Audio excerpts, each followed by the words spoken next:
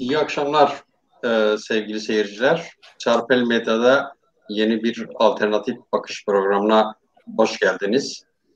E, Bugünkü konumuz biraz böyle konuyu açar programlarından birisi olacak. Konumuz da öyle gelişti. E, Daha önce hatırlarsanız e, yaptığımız bir programda 12 Eylül ile ilgili yaptığımız programda şöyle bir şey olmuştu. Vedat Koçal hocam böyle çok şık, esprili, e, biraz da gerçekçi diyebileceğimiz bir dille şöyle bir not yazmıştı. Ben size notu okuyayım. Tabii soru şöyleydi. Ben arkadaşlara programın bir yerinde e, geçmişteki genç kuşak daha çok okuyordu. Konu başlıkları e, ile ilgili çalışıyordu. Daha politikti. Bugün okumuyorlar galiba demiştim. Bunun üzerine Vedat Koçal hocamız şöyle bir not yazmıştı.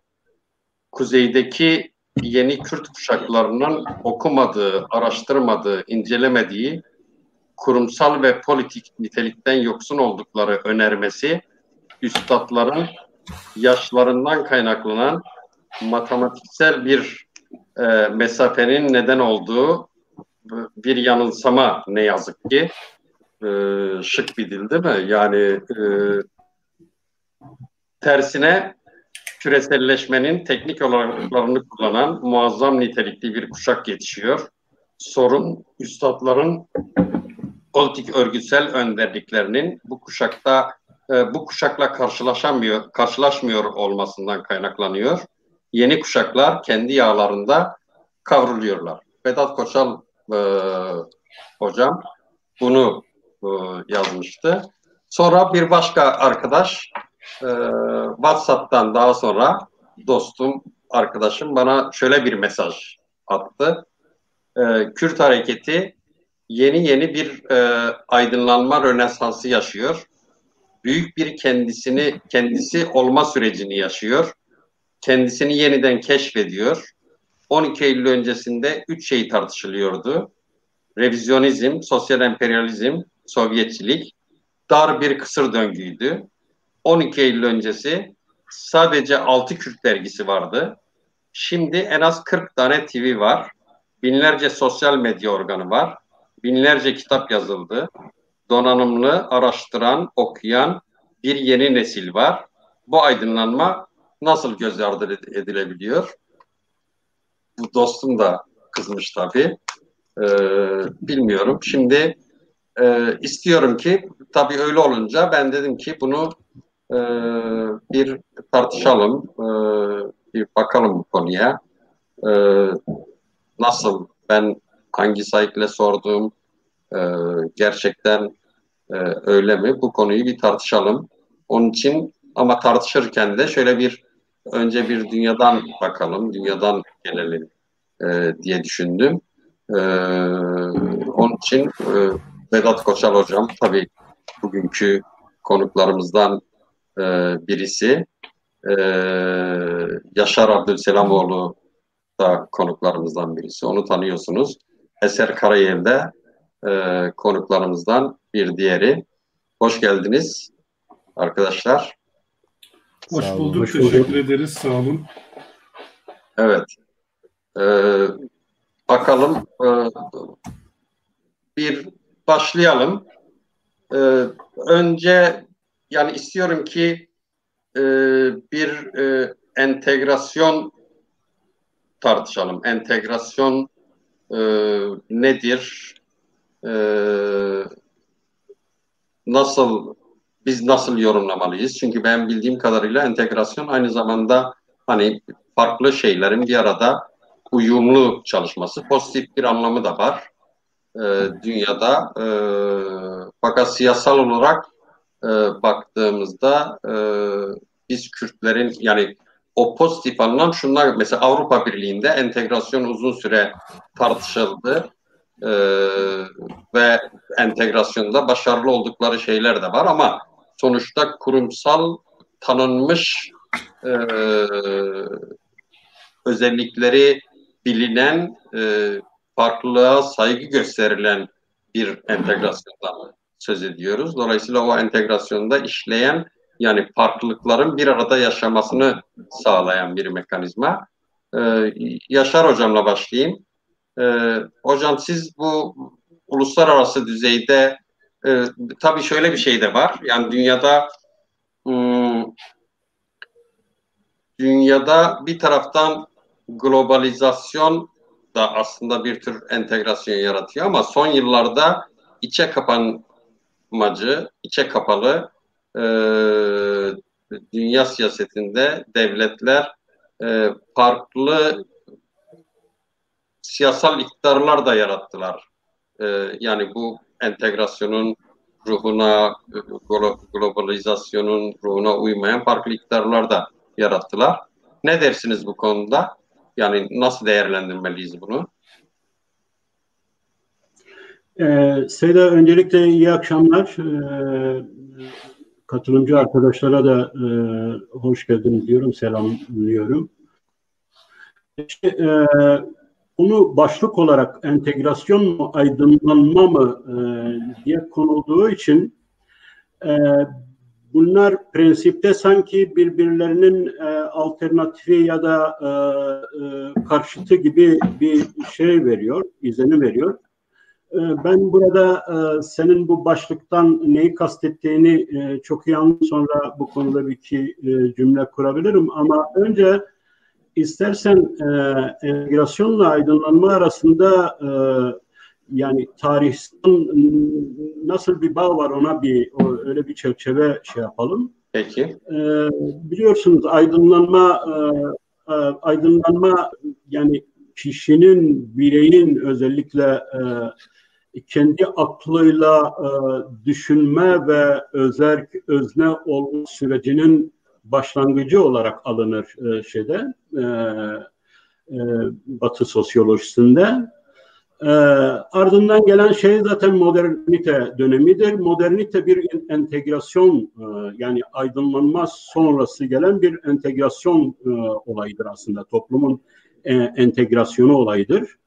Şimdi entegrasyon tartışması şey anlamda çok tartışmalı. Zaten Batı'nın modernitesine baktığımız zaman da yani özellikle o aydınlanma sürecinin özel bireyi dışlayan, bertaraf eden 19. yüzyıl, 20. yüzyıl faşizmli ulusal bütünleşmeleri, toplumun işte tek bir irade, tek bir şey olma, hani sonradan biliyorsun sosyalizmde de bu eğilim gelişmişti. Buradan aslında entegrasyon, aydınlanma birbirinin karşıtı mı gibi bir şey yeniden postmodern felsefede tartışılmaya başlandı. Yani aydınlanmanın bu anlamda özellikle Fransa'da Michel Foucault tarafından tekrar Kant'ın aydınlanma felsefesi ele alınarak ya aydınlanma sadece bir döneme ait bir süreç değil, bir aşama değil, insanlığın işte gelen medeniyeti aydınlanması felsefesi çağında aydınlanma sürekli olarak var olması gereken bir süreç olduğu iletişildi. Burada kasıt yani özerk bireyin kendi aklını işte kolektif kimliklere ya da işte totaliter devletlere, totaliter bütünleşmelere, entegrasyonlara öyle kimliksiz, öyle kendiliğini kaybederek aklını teslim etmesi olmaması gerektiğini gündemleştirirlerken aydınlanmanın bugün de her zaman için aslında okumuş, okumamış, herkes için geçerli olan bir durum olduğu gündeme geldi. Ve felsefede, bu sosyolojide bu tartışıldı. Yani bu anlamda bence Kuzey Kürdistan'la sen arkadaşlara şimdi etmek istiyorum, yani fazla laf atmak istemiyorum. Ama tartışmanın bu yönde olması çok önemlidir. Çünkü ne kadar kitap okuduğumuz, ne kadar yüksek diplomalara sahip olduğumuzla değil, ne kadar aydınlandığımızla aslında biz kendi gelişme, kültür ve varoluş halimizi ölçmeliyiz. Bu da ne yazık ki her zaman başa baş giden bir şey değil. Yani çok fazla okuma bazen ille de kendi aklını kullanma cesaretini gösterebilme örneğini sana vermiyor olabilir. Bir de entegrasyonun şöyle bir şeyi var. Türkiye'de hani bu yanına belki arkadaşlar daha fazla değinmek isterler. Yani işte aslında bizim asimilasyonumuzun ismi entegrasyon olarak kullanılıyor çoğu zaman Türkiye'de. Yani asil olma süreci Kürtlerin Türk ulusuna müstakbel vatandaş olarak dahil edilmeleri sanki işte başarılı bir entegrasyon olarak şey yapıyor. Oysa entegrasyon sosyolojide klasik anlamda kendi kimliğiyle bütünme. Yani mesela bugün Avrupa Birliği'ne bir entegrasyon olayı diyebiliriz. Çünkü herkes kendi ülkesinin, devletinin, ulusunun kimliğiyle, kurumlarıyla var. Da buna benzer özellikle etnik boyutta konuşursak, yani ulus etnisite anlamında belki de dünya listeleri en fazla yani kendi kimliğiyle entegre etme hakkını, imkanını tanıyan ülkelerden biri olduğunu söyleyebiliriz. Ama benim tabii etnisite ve ulus ilişkisinde modern zamanda düşüncem biraz farklıdır. Geleceğinin garantisinin olmadığı düşüncesindeyim. Bunları söyleyeyim arkadaşlara daha fazla konuşma hakkı vermek için. Peki, teşekkür ederim. Kek Yaşar. Evet. Sayın Vedat Üstam. Estağfurullah. Ekleyeceğiniz bir şey var mı? Kek Yaşar'ın söylediklerine bu konuda. Şunu eklemek isterim belki. Bu konuda yaş kuşağım itibariyle ben 40 yaşımı ikmal ediyorum şu anda. Dolayısıyla siyasal sosyolojide Z kuşağı olarak tarif edilen kuşaklar aramda aşağı yukarı 20-25 yıllık, çeyrek asırlık bir fark oluyor. Ama bununla beraber hem bir yandan ne üzücü hem bir yandan ne sevindirici ki bir üniversite akademik personeli olarak da bu Z kuşağıyla günümü beraber geçirmek durumundayım mesleki anlamda. Bunu şu anlamda vurguluyorum. Aradaki politik, kültürel, iktisadi, sosyolojik vesaire kuşaklar arası yarılmayı da birebir günlük hayatta yaşıyorum. Yani okumanın tabii mesleki anlamda, akademik anlamda okumanın, araştırmanın dışında günlük pratik hayatta da bununla karşı karşıya bulunuyorum. Dolayısıyla bir çelişkinin içerisinde bulunan bir kişiyim bu anlamda. Programın girişinde zikrettiğiniz ifade de bununla ilgiliydi. Ben de esasen bir Türkiye sosyalisti olarak diyelim, politik 12 Eylül sonrası kuşaklarına ait bulunuyorum. O kuşakların bir ferdiyim. Dolayısıyla 12 Mart, 12 Eylül öncesi kuşaklarla, 68 ya da 78 kuşağı denilen politik kuşaklarla dirsek teması içinde bulunmuş bir kuşaktan geliyorum. Kendimi de bireysel olarak bir politik kişilik olarak tanımlıyorum. Ve karşımda günlük hayatta, mesleki hayatta karşımda bulunan kuşaklarla, yani 30 yaş altı diyebilirim, 25 yaş altı diyebilirim kuşakla ciddi çelişkiler yaşıyorum bu anlamda.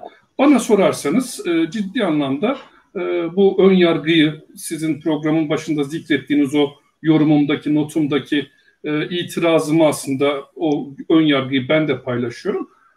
Apolitik, lümpen kuşaklar gözlemliyorum, işin gerçeği. Ama kuşağın içerisine arkadaş ilişkisi içinde girdiğinizde aslında ortada bir lümpenliğin ve apolitikliğin olmadığını, bu tanımlamanın, bu tarifin aslında bizim kuşakların ideolojik tariflerine göre geçerli olduğunu, yeni kuşakların tam tersine kendilerine küreselleşme çağının genel kültürel yapısına uygun olarak, Üstad söz ettiler Yaşar Hocam, postmodern kültüre uygun olarak alternatif politik aidiyetler, kimlikler, eylemlilikler ürettiğini gözlemliyorum. Sorun şurada, ben bunun dışındayım. Dolayısıyla ben açıkçası uzun zamandır etiket koymamayı tercih ediyorum. özellikle Bağkur Kürdistan gençliği adına bunu söylüyorum. Çünkü gerçekten benim politiklik algım nihayetinde 12 Mart, 12 Eylül kuşağı, 12 Eylül öncesi sol kuşak diyebilirim. Oradan geliyor, oradan etkilenmelerle geliyor. Hem ideolojik okumalar anlamıyla, hem eylemsellikler, inançlar, ilkeler anlamıyla. Ama Haziran 2013 olaylarında çok ciddi anlamda tecelli ettiği üzere alternatif bizim fiilen içinde olamadığımız için anlayamadığımız, bir türlü algılayamadığımız, belki yer yer kabul edemediğimiz bir alternatif kimlik geliştiriyor gençlik. Aslında bizim yapmamız gereken temelde onu anlamaya çalışmak. Yani şunu vurgulamak isterim müsaadenizle. Pratik günlük hayatta yaşadığım bu yarılmayı, uzaklaşmayı bu genç kuşaklarla çok uzun zamandır analiz ediyorum ben. İnanın 10 yıldır bunun üzerine çalışıyorum. Hem akademik anlamda hem de günlük düşünme anlamıyla. Neden bu kadar farklıyız? Neden birbirimizi anlayamıyoruz sorusunun üzerine çok düşünüyorum. Çünkü nihayet takdir edersiniz sabahın belli bir saatinden akşamın belli bir saatine kadar onlarla zaman geçirmek zorundayım. Derslerine giren, danışmanlıklarını yapan biri olarak da buna mecbur kalıyorum. Sadece bilimsel merak anlamıyla değil. Şunu tespit edebilirim müsaadenizle. 3 temel uçurum var aramızda 30 yaş altı kuşaklarla. 90'lı yılların hemen sonundan itibaren gelişen 3 temel etki var. Birincisi bilişim devrimi. Şunu kabul etmek gerekiyor. Matematiksel olarak 40'ın ya da 50'nin üzerindeki kuşaklar bilişim devrimine ait değiliz. Onun imkanlarını kullanıyoruz şu anda olduğu gibi ama onun içine doğmadık. Onun dilini kullanabilme imkanından yoksunuz. Biliyorsunuz genç kuşakların küresel bir internet dili var örneğin. Bunu anlamakta biz zorlanıyoruz. Bir ikincisi iletişim devrimi, kablosuz iletişim devrimi. Bu genç kuşaklar bunun içine doğdular. Yani ben örneğin Türkiye'de ilk cep telefonu çıktığında kullanabilmiş kuşaktan biriyim. Türkiye'nin ilk internet sitesine, ODTÜ.GEN.TR'ye girebilmiş biriyim. Ama bu kuşaklar içine doğdular artık. Dolayısıyla aramızda modernitenin son çağını diyelim, son dönemi diyebilirim belki. 1980-2000 arasında modernitenin can çekişmesi diyebilirim bu anlamda. İdeolojik anlamda da kendi adıma söyleyebilirim. Ne yazık ben hala kendimi Ortodoks Marksist olarak tanımlamaya devam etmek zorunda kalmış biriyim. Ama 2000'lerden itibaren gerçek bir yarılma yaşandı. Biz yarılmanın tarihsel olarak geri tarafında kaldık ve kendi alışkanlıklarımız, kendi ezberlerimiz, kendi tariflerimiz üzerinden içinde olmadığımız bir kuşağı değerlendirmeye çalışıyoruz. Örneğin bu kuşak politik örgütlenmelerde yer almıyor. Politik örgütlenmelere baktığımızda fiili anlamda bir 68-78 kuşağı gibi insanlığın politik tarihinin neredeyse zirvesini, politik katılımın zirvesini oluşturmuş bir gençlik kuşağıyla kıyasladığımızda çok trajik bir görüntü. Evet, bu gençlik kuşağı politik örgütlenmelerin yeri içinde değil. Dolayısıyla biz partilerde, derneklerde, vakıflardaki toplantılarımızda, eylemliliklerimizde gençleri göremiyoruz. Ama tam tersine bizim olmadığımız bir yerde, lütfen Haziran olaylarını hatırlayalım, İnternet üzerinden neredeyse tırnak içinde tabii bir ihtilal girişimine kalkıştı bu kuşak. Yani bir sanal direniş, sanal direnç geliştirdi kendi içerisinde.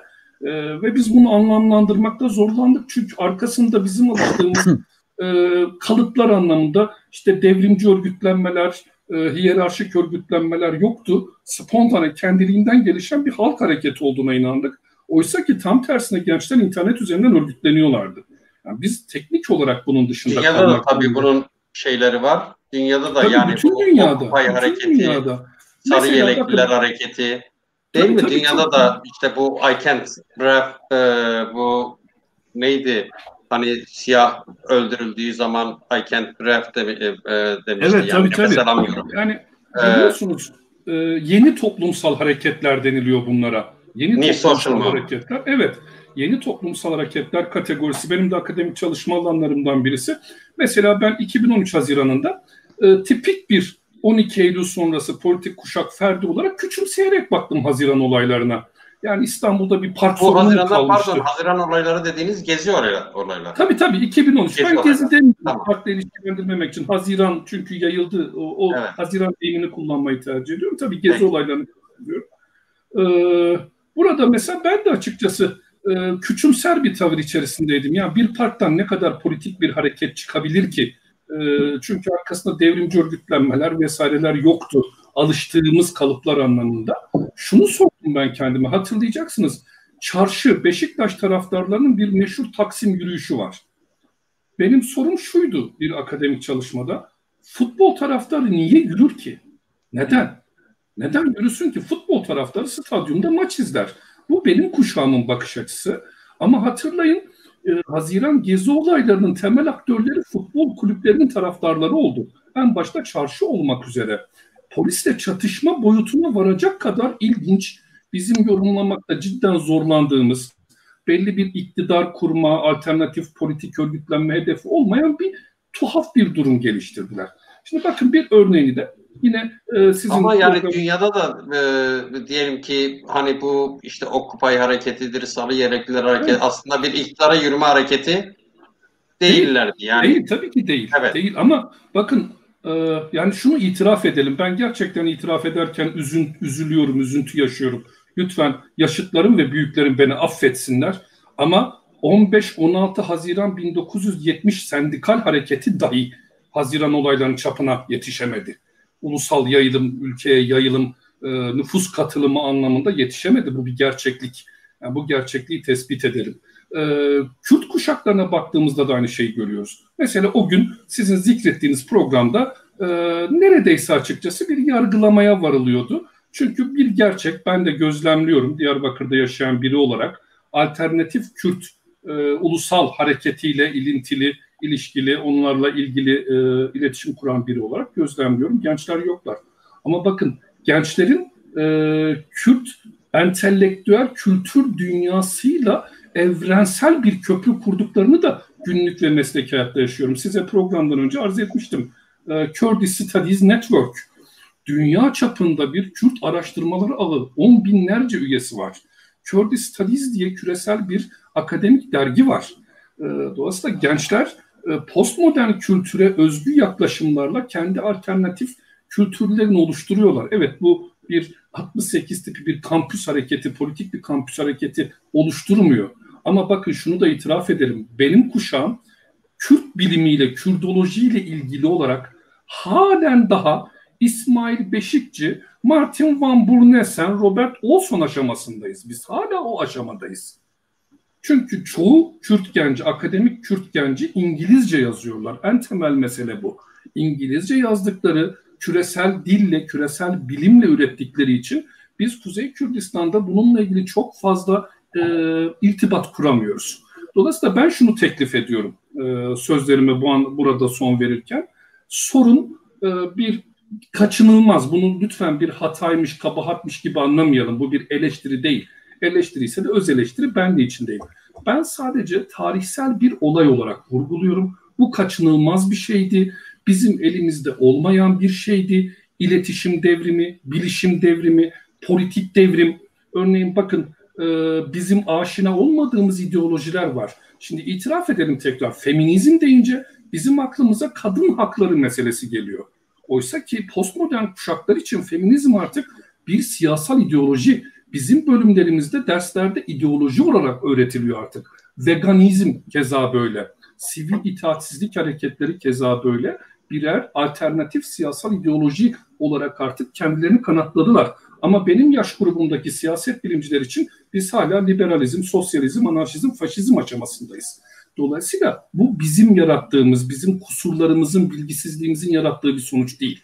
Elimizde olmayan, 1990'ların sonunda başlatabileceğimiz, en temeline internet devrimini koyabileceğimiz, insanlık tarihinde eşi benzeri görülmemiş hızda bir teknolojik devrim yaşandı. Bir kuşak içine doğdu, bir kuşak arkasında kaldı. Şimdi biz eğer tarihle beraber akmak istiyorsak, Emekliler Kulübü'ne girip biz ne güzel çocuklardık, hey gidi günler, hey, Türk 68'leri biliyorsunuz bunu çok yaparlar. En sevdikleri davranış biçimi budur. Türk 68'lerin. Dövüşenler dövüştü, öldüler, geriye kalanlara da konuşmak düştü diyebileceğimiz bir alışkanlık tarzı var. Ben İstanbul Üniversitesi Siyasal Bilgiler Fakültesi'nde okudum. Hocalarımın dilindeki en önemli anlatı buydu. Biz bir gün Deniz'le diye başlardı cümle. Tabii hakikat mi değil mi biz bilme imkanına sahip değildik. Bunu ben Emekliler Kulübü olarak değerlendiriyorum. İşte bize düşen sorumluluk ya tarihin temel realitesini bize yüklediği kaçınılmazlığı yükleneceğiz, kenarımıza, köşemize çekileceğiz. Ki ben çok yaşlı olduğumu düşünmüyorum henüz 40 yaşını ikmal eden biri olarak. Teknoloji beni ne yazık ki biraz öteledi. O zaman rüzgarla, teknoloji devriminin rüzgarıyla, hızla ilerleyen kuşakları arkadan, yandan, bir yerden takip etme sorumluluğu içerisinde gözlemliyorum kendimi. Takip etmeye çalışıyorum. Yakın zamanda Instagram denilen sosyal medya mecrasına üye oldum. Anlamlandırmaya çalışıyorum. Çok anlamsız geliyor, itiraf ederim. Ama gençler açısından çok ciddi anlamı olduğunu da gözlemliyorum bir yandan onlarla iletişim içerisinde. Önermem, sizin programınızın başında zikrettiğiniz önermem buna dairdi. Yani gençleri uzaktan oturduğumuz sırça köşklerde değerlendirmek yerine bir iletişim kuralım. Bizim de sorunları ne? Neden katılım anlamıyla, politik örgütlenme anlamıyla neden bize bu kadar mesafeli duruyorlar diye kendimizi sorgulamamız ve onlarla iletişime geçmemiz gerektiğini düşünüyorum, savunuyorum ve öneriyorum. Teşekkür ediyorum. Ben teşekkür ederim. Tabii daha bunu açacağız. Yani genel bir durum değerlendirmesi aldık. Katılmadığım yerler var, katıldığım yerler var. Bunu açacağız. Eser üstadım. Sizden de yani bu hani iki arkadaşın söylediklerine ekleyeceğiniz bir şey varsa ekleyin. Bu zamanın dili nasıl bir dildir? Yani kullanılan dil eskiye göre çok mu farklı? Biraz Vedat Hocam bahsetti. Aslında dilin farklı olduğunu da söyledi.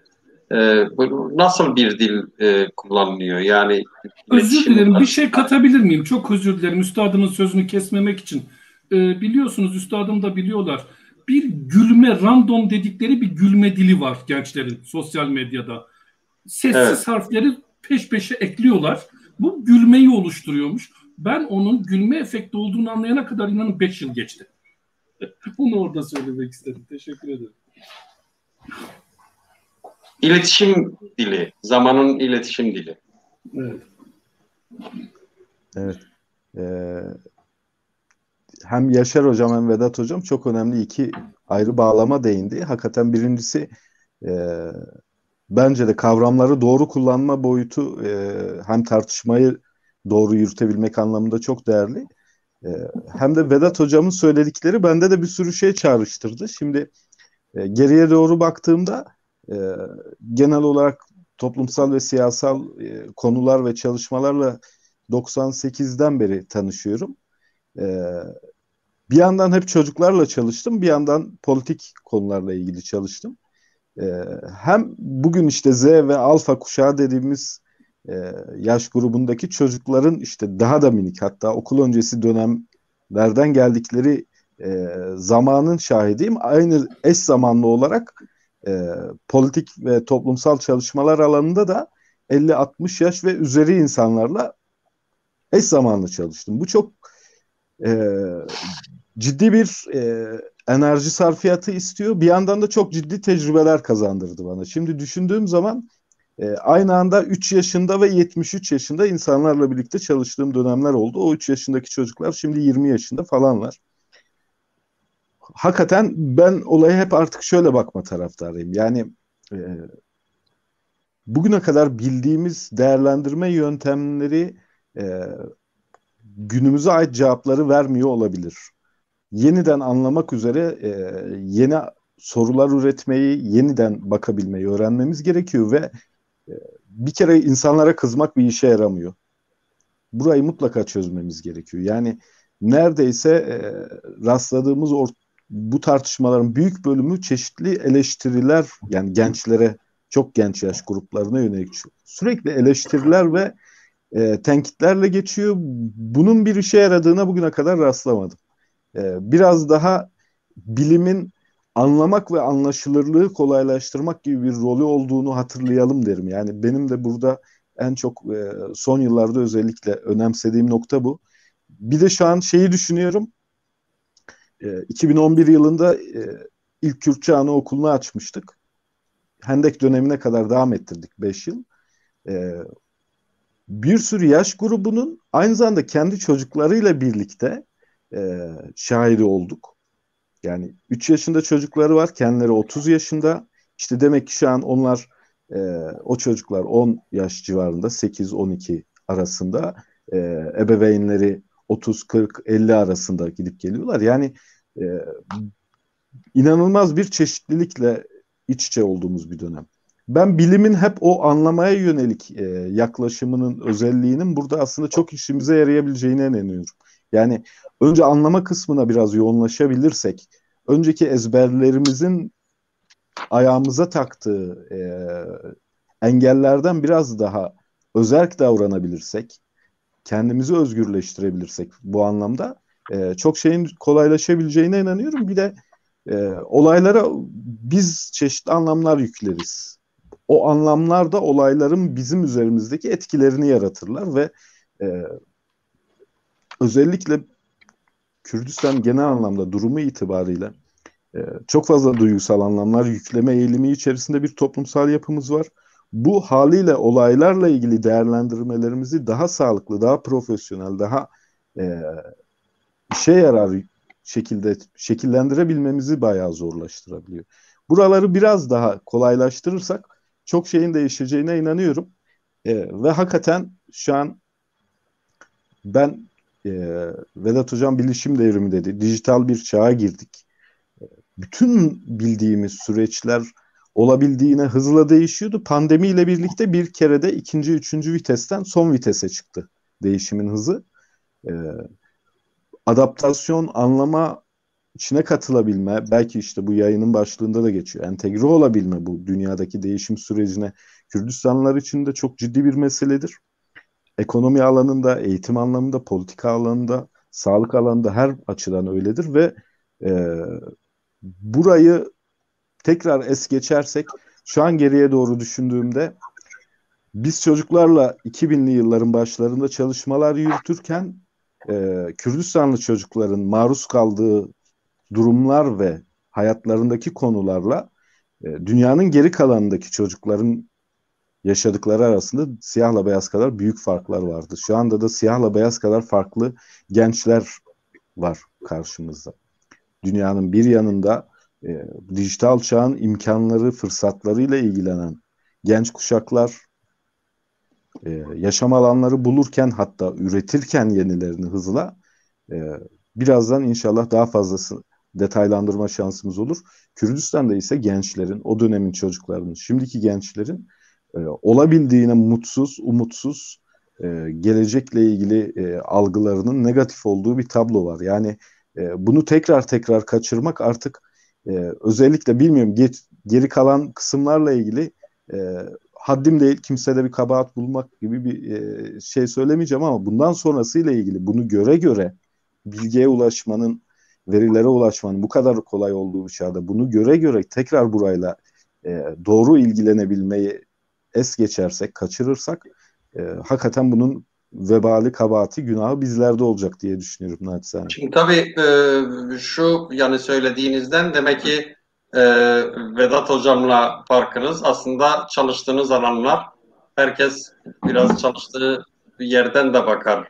Yani Vedat Hocam üniversitede gençlerle çalışıyor ve bu gençlerin ne kadar dinamik, ne kadar üretken, ne kadar kendilerini geliştirdiklerini görüyor. Siz daha sorunlu kesimlerle çalışıyorsunuz. Sizin vurgunuzda yaygın bir umutsuzluk değil mi gençlerde?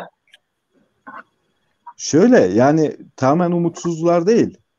Benim çekmeye çalıştığım nokta şuydu. Yani ben bir yandan bir sivil toplum alanında çocuklarla ilgili çalışmalar yaparken işte 2005 yılında Diyarbakır Kürt Derneği'ni kurmuştuk.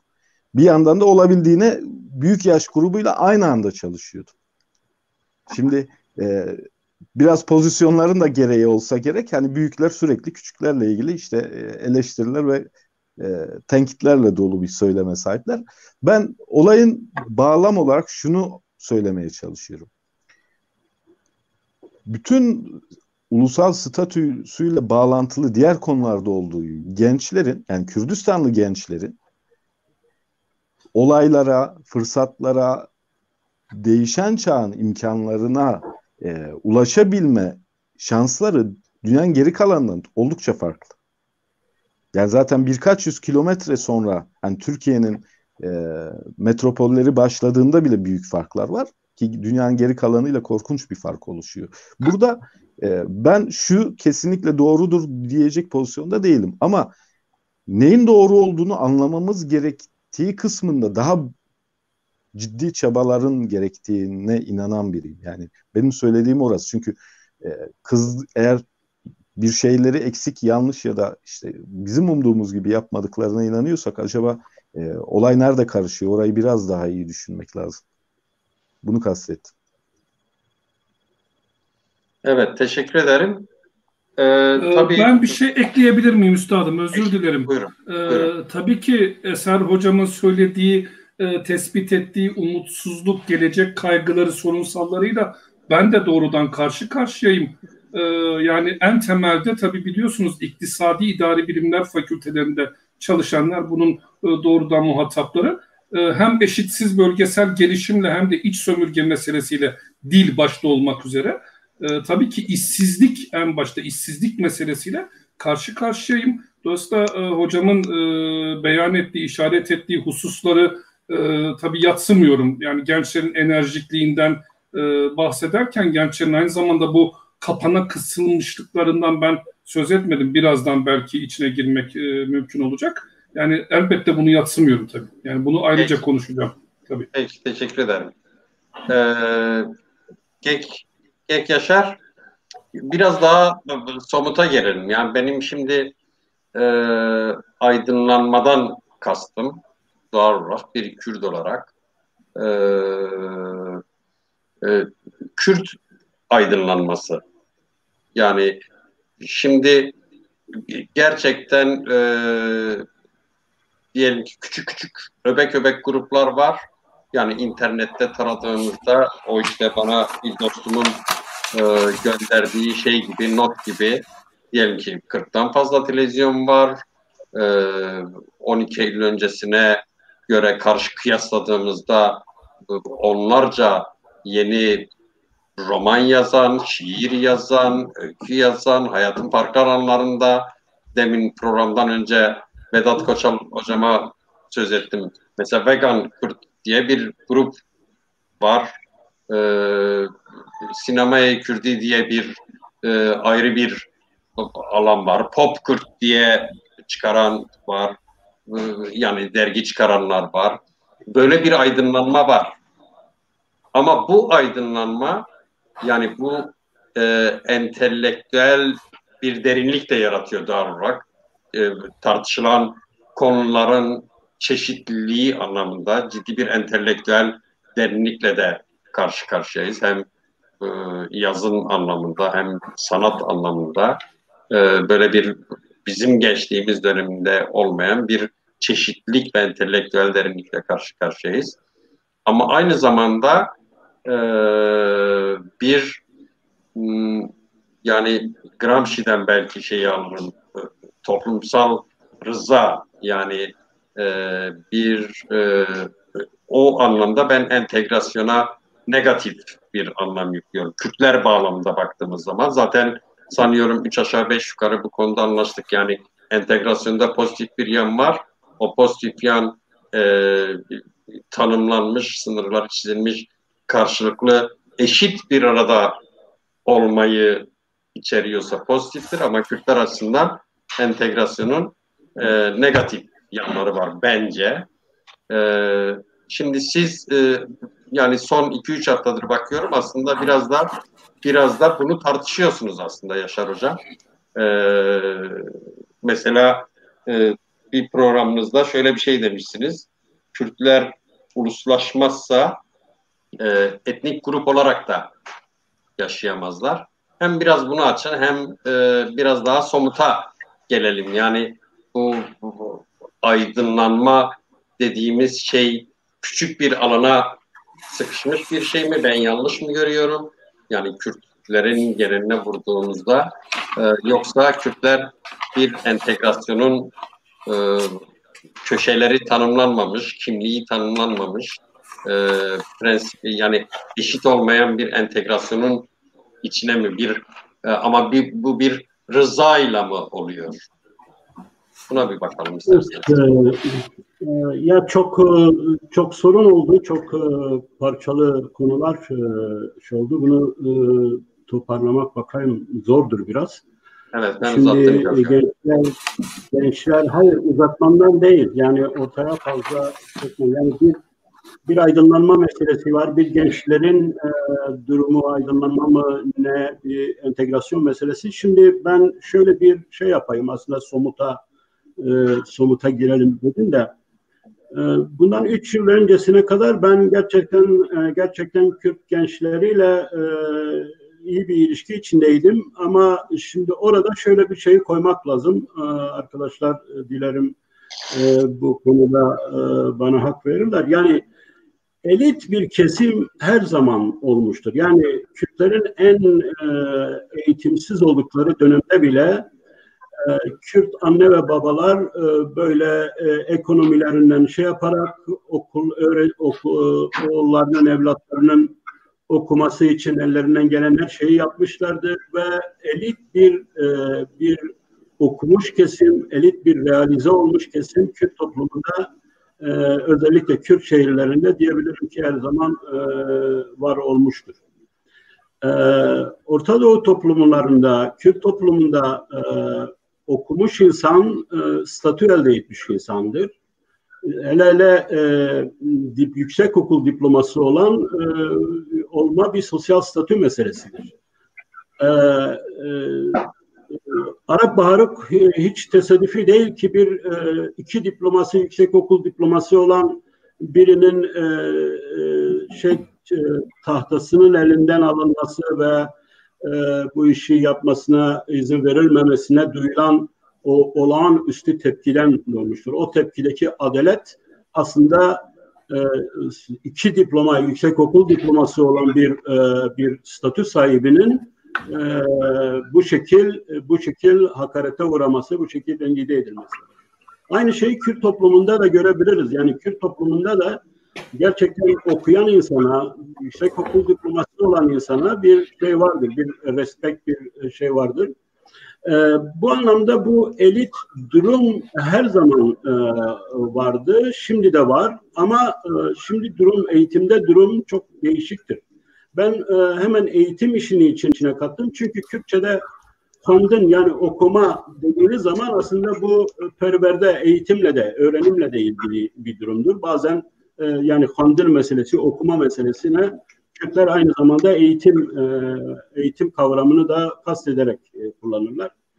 Bu anlamda eğitimin kitleselleşmesi, eğitimin yaygınlaşması, eğitimin artık bir lüks değil, artık bir elit meselesi değil, artık herkesin zorunlu bir şey alması. Kürt toplumunda, Kürt şehirlerinde artık her şehirde bir üniversitenin yüzlerce, binlerce diplomalının, yüksekokul diplomalısının olması aslında hem o arkadaşların belirttiği işsizlik anlamında alanı yapıyor, bir kriz haline sokuyor, hem de eğitim kalitesi meselesini ortaya çıkarıyor. Ama ben bu eğitim meselesini önemsiyorum. Şöyle önemsiyorum çünkü sosyolojide özellikle Pierre Bourdieu'nun sosyolojisinde eğitim bir kültürel sermayedir. Kültürel sermayedir ve kültürel sermayeyle sen bir toplumun, bir grubun kaderini değiştirebilirsin. Yani var olan o yazılı kaderini değiştirebilirsin. Eğitim sermayesi de nasıl diyelim ki Marksist ideoloji ekonomiye o belirleyici faktörü veriyorsa bazı sosyolojik ekoller de neredeyse eğitim ve kültür sermayesine de o kadar büyük bir önem arz ederler. Ama gel gör ki ben işin diğer yanıyla da biraz bundan 3 yıl öncesine kadar ilişki içindeydim. Buraya özellikle böyle belki diyebilirim ki binlerce hatta bir ara 10 binlerce Türkiye'den öğrenci geliyordu ve ilginçtir bunların büyük çoğunluğu da büyük ağırlığı da Kürt kökenli gençlerdi.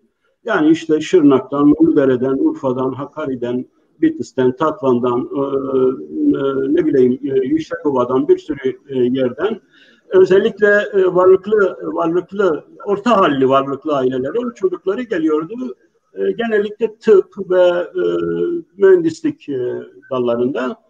Ama yani derek onlar benim görüşümü bilir, bana da etmezler, kızmazlar.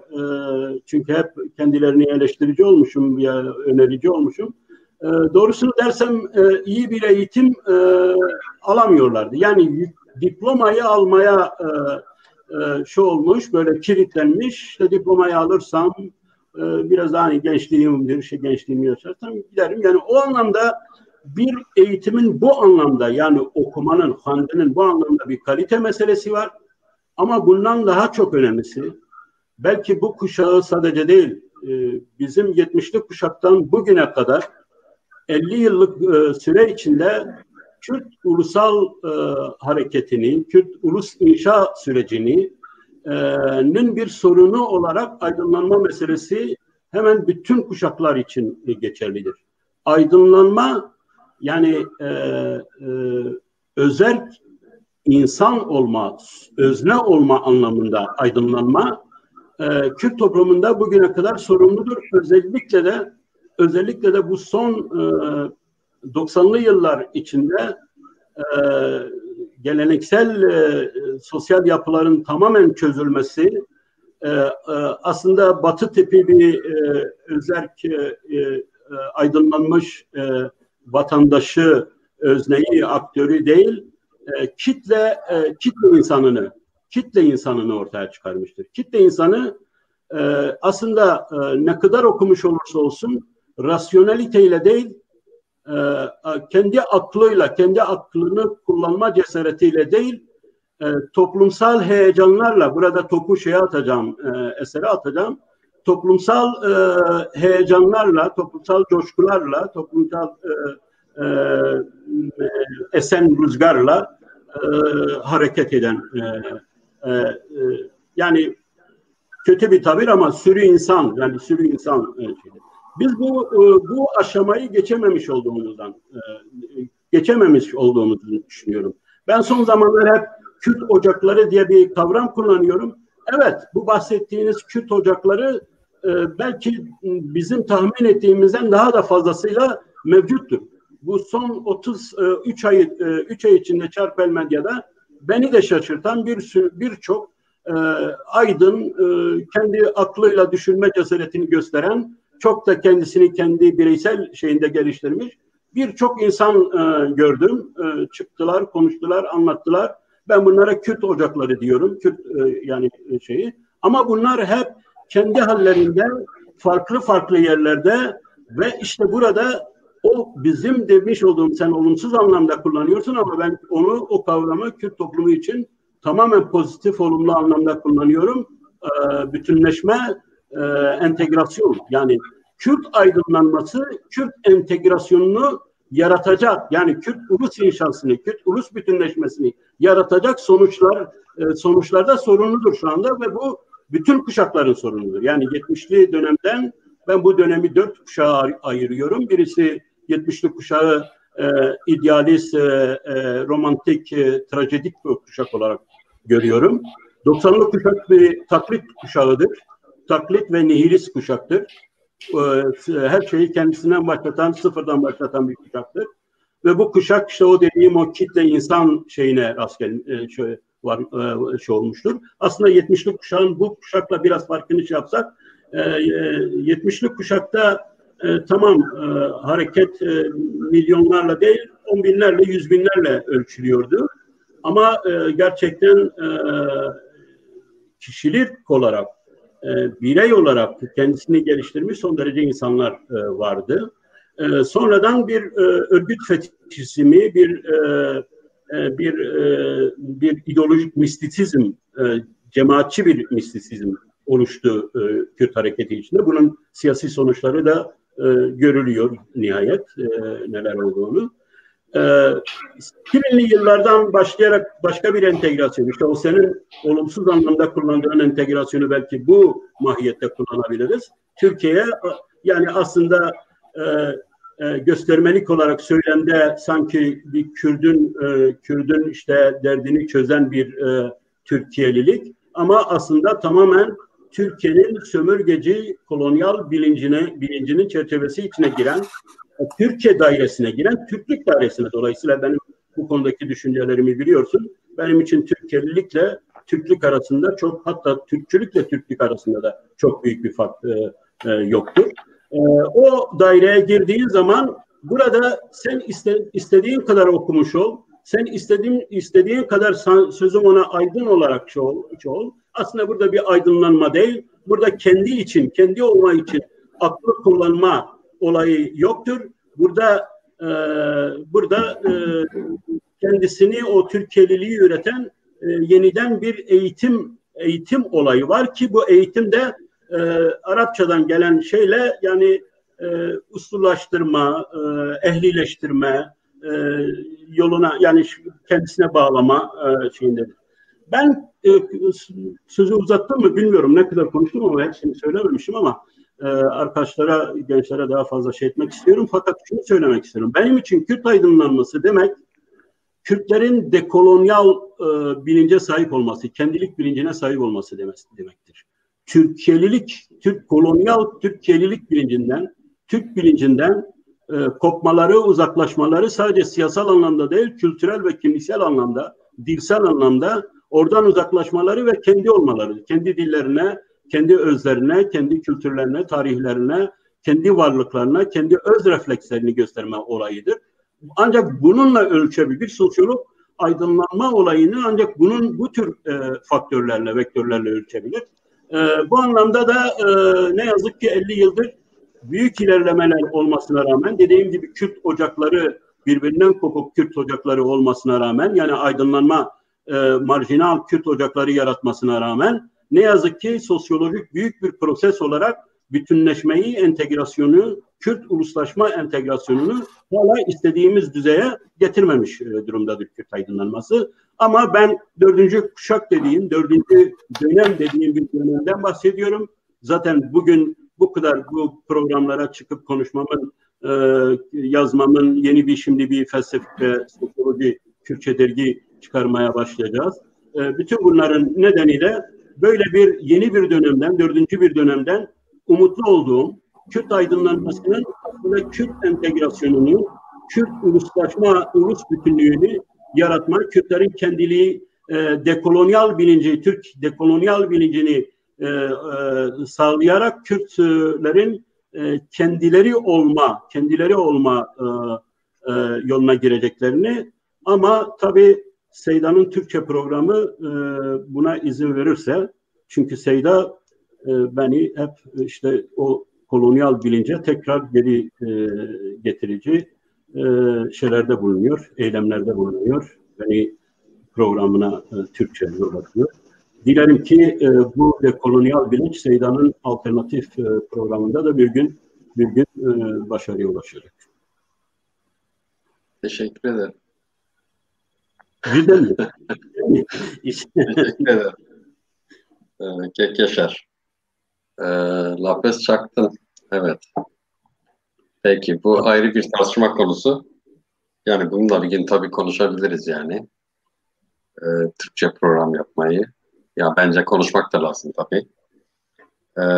Şimdi teknik nedenden dolayı bunu söyledim.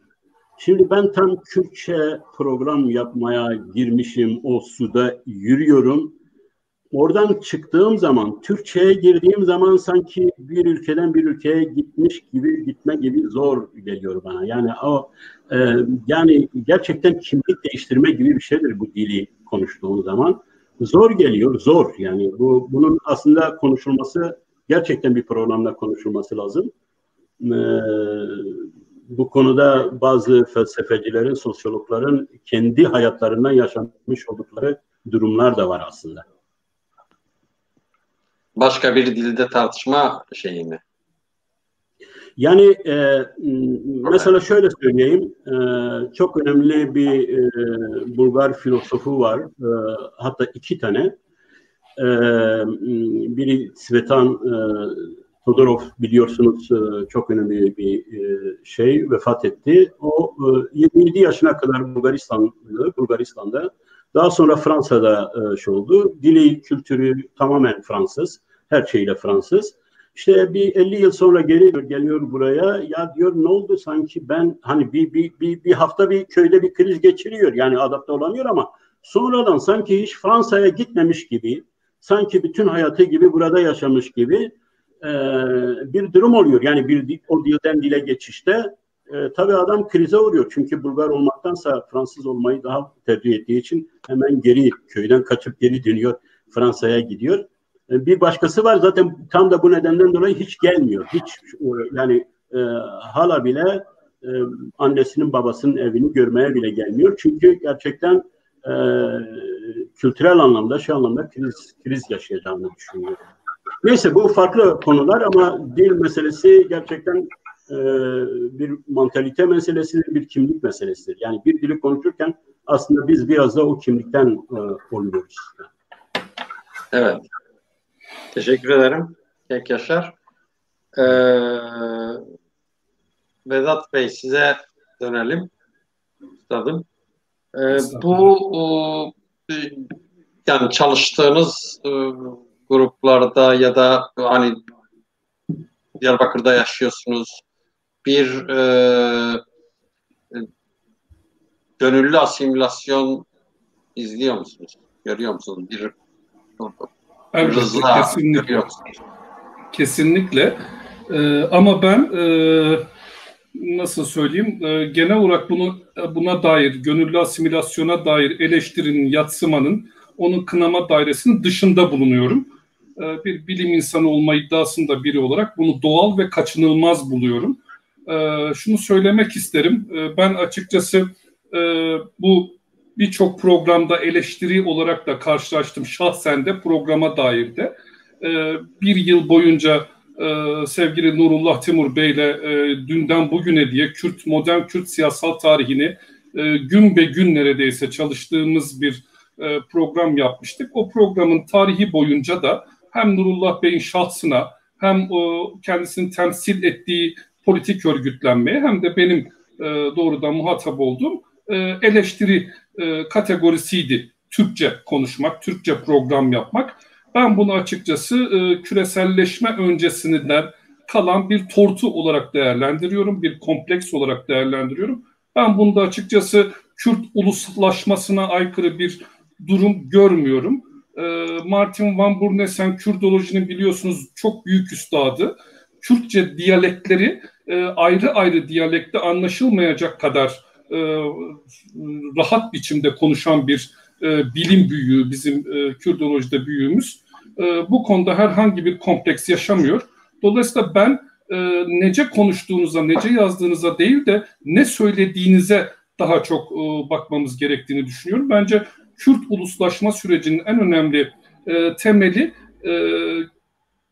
Kürt dilinin ulusal bir dil haline kültürel zorlamayla Kemalizme benzer biçimde getirilmesinden ziyade bireyin, en başta iktisadın, ekonomik hayata katılma kanallarının Kürdileştirilmesi, Kürdistanileştirilmesi gerektiğini savunanlardanım. Dolayısıyla önce bir ulusal devlet mekanizmasını inşa etmek gerekiyor ki bu anlamda resmi dili oluşturabilirsiniz. Yani bizim şu ana kadar tartıştığımız şey, az önce bir önceki konuşmamda söylemeye çalıştığım temel noktalardan biri de buydu. Müsaadenizle vurgulamak isterim. Resmi dil, ana dil tartışması 2000'ler kuşağına ait bir tartışma değil. Bu bize ait, bizim kuşaklarımıza ait bir tartışma. Çünkü biz iç sömürge rejiminin, eşitsiz bölgesel gelişmenin, zorla inkar red politikalarının, asimilasyon değil, bu arada çok yanlış kullanılan terimlerden biridir. Türk devlet politikasının Kürt coğrafyasında uyguladığı rejim için genellikle asimilasyon deyimi kullanılıyor. En azından 90'lar öncesi için o bir inkar red politikasıdır. Kimliği doğrudan reddetme politikasıdır. Bu politikanın dili yasaklamanın, kültürü yasaklamanın, kimliği yok sayma, zorla, devlet zoruyla bastırma politikasının muhatabı olmuş kuşaklar için bir problem teşkil ediyordu. Devlet dili, resmi dil ve ana dil ikilemi. Ama şimdiki kuşaklar bunu kabul edelim, bu sorunu yaşamıyorlar, bu sorunun üzerinden atlamış durumdalar. Onların sorunu evrensel dil.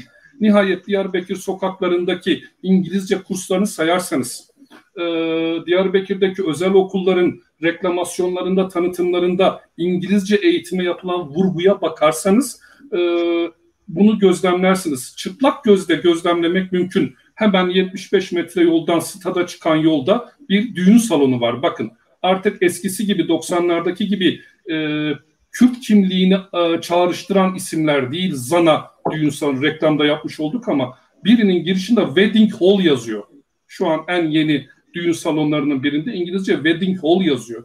Dolayısıyla şunu kabul etmemiz gerekiyor. Kürtçe-Türkçe ikilemi bizim bilinçaltımıza yerleşmiş Kemalist zorbalığın tortusu. Genç kuşakların evrensellikle, küresellikle buluşma kaygısı içerisinde, özellikle tekrar internetin evrensel dilini burada vurgulamak istiyorum. Bizim kadar bu anlamda ana dil, resmi dil tartışmalarına, Türkçe-Kürtçe ikilemine düştüğünü zannetmiyorum, gözlemlemiyorum. Böyle bir kompleks içinde yaşamıyorlar. Açıkçası itiraf ederim ki ben de zaman zaman yaşamıyor oluşlarını kınayanlardanım. Mesela bizim bölümümüzde Kürtçe seçmeli dil dersi var. Bu kuşağı, ben 90'ların ilk yarısını Hakkari'de yaşadım. Bir ortaokul öğrencisi olarak. Dolayısıyla dilin yasaklanması sürecine yasal olarak tanıklık etmiş biriyim erken yaşlarda. Kürtçe dil dersi konulmasını ben bir mücadele olarak telakki ettim. Gençler için büyük bir direnç meselesi, konusu olarak telakki ettim. Fakat gözlemledim ki gençler hiç de böyle bir anlam yüklemiyorlardı. Gençler için esas olan bir an önce ekonomik üretimi, hayata katılmada kendilerine azami fayda sağlayacak teknik bilgileri edinmekti. Ve Kürtçe dil dersindense uluslararası iktisat vesaire gibi daha çok küresel entegrasyona uygun gelen dersleri, bilgi kaynaklarını tercih etmeyi seçtiler genç öğrenci arkadaşlar. Dolayısıyla ben açıkçası Kürtçe-Türkçe ikileminde de bu hususa bir kuşaklar arası bir yabancılaşma yaşadığımızı söylemek zorundayım. Mesela ben açıkçası bir Kürdoloji çalışanı olarak, ana dili Kürtçe olmayan biri olarak bunun tabii ki zorluklarını saha araştırmalarında yaşadım ama bilimsel literatür yaratmada, Kürt coğrafyasına ilişkin bilimsel literatür yaratmada bu anlamda zorluk yaşamadım yabancı dilde. Neden işte Kürtçe yazılmıyor, Kürtçe konuşulmuyor diye herhangi bir şey sorulmadı. Bu Kürtçenin asimile edildiği, yok sayıldığı çağlara özgü bakış açısından kaynaklanmıyor. Artık evrensel dil, biliyorsunuz, internetin dili özellikle ve İngilizce.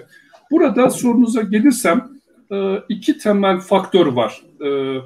Kuzey Kürdistan'da. Biraz hakkı bana verirsen iyi olur. Tabii lütfen buyurun. Buyurun üstadım, buyurun hocam. Moderatöre şey yaptım da, yani moderatör izin versin de bize. Veriyor musunuz? Pardon, özür dilerim. Ben sözümü kestim, o anlamda arz ettim. Yani sözü size bıraktığım anlamında arz ettim. Moderatörün işine karışmayayım. Ben Türkçe-Kürtçe farkının bu kadar önemsiz olduğu düşüncesinde kesinlikle değilim. Kürtçe, Kürtlerin varlık yokluk nedenidir. Yani bir ulus olma meselesi Kürtçe üzerinden inşa edilecek dünya ontolojiyle Kürtler ancak kendileri olabilirler. Türkçe ile Kürt olma mümkün değildir. Tabii ki siz bir Türkiye'li Türk olarak bu nasihatte bulunabilirsiniz Kürtlere ama ben bir Kürt sosyoloğu olarak bunun bir kolonyal bilinç olduğu düşüncesindeyim. Ve bu bilinç ne yazık ki ana akım Kürt siyasetini bugün gelinen Türkiye'lileşme noktasına getiren anlayışlardan biridir. Yani Kürtçe önemli değildir. Kürtçe olmadan da biz Kürtlüğümüzü koruyabiliriz. Burada sorun sadece bir dil olarak Kürtçe değildir. Dil Kürtçe üzerinden kurulan yeni bir Kürt dünyasıdır. Modern bir Kürt dünyasıdır. Ulus inşa meselesidir. Bir ontoloji, bir varlık meselesidir. Özür dilerim hocam, özür dilerim. Hayır, özür dilerim. Yanlış anlaşıldığımı düşünüyorum. Hemen cevap arz edeyim. Ben az önceki söylemimi Kürtçe meselesi üzerine kurmadım. Yani daha önce çalışmalarımdan belki arz etme imkanım olur daha sonraki sohbetlerimizde. Ben Kürtçenin ana dil meselesi değil, bir resmi dil, ulus dili olarak tartışılması ve böyle savunulması gerektiğini 10 yıldır hem akademik çalışmayla hem entelektüel faaliyetlerle savunan biriyim. Bu konuda ödünsüz biriyim. Benim az önceki analizim Türkçe kullanımı meselesiydi. Yani ana dili Kürtçe olanların entelektüel, akademik vesaire faaliyetlerde Türkçe kullanma durumlarıyla ilgiliydi. Yoksa burada Kürtçeyi arka plana, geri plana itmiş değilim. Bu anlamda güneydeki pratiği, özellikle bizim mesleğimizdeki Güney üniversitelerindeki pratiği şiddetle savunan biriyim. Yani bu anlamda ben Kürtçenin ana dil hakkı olarak tartışılmasını yadsıyan, bunu eleştiren, tam tersine bir ulusal devlet dili, bir resmi dil olarak artık tartışılması ve savunulması, sahiplenilmesi gerektiğini savunan biriyim. Bunu söyleyeyim, yanlış anlaşılmasın. Benim buradaki değerlendirmem asla ve asla Kürtçe ilişkin değil. Tabii ki Kürtçe bir ulus dili. Bu ulusun fertleri tabii ki kendi dillerini kullanabilirlerin ötesinde kullanmalıdırlar. Burada bir sizinle ayrı fikirlerde değiliz. Bu konuda yanlış anlaşılmak istemem. Asla. Sadece şu, Türkçeyi bir yabancı dil olarak kullanabilme meselesinden bahsediyorum açıkçası. Bunu arz etmeye çalışıyorum. Yani sizlerle şu an Türkçe konuşurken sizde ben açıkçası bir kusur gözlemlemiyorum. Yabancı bir dili mükemmel konuştuğunuzu gözlemliyorum.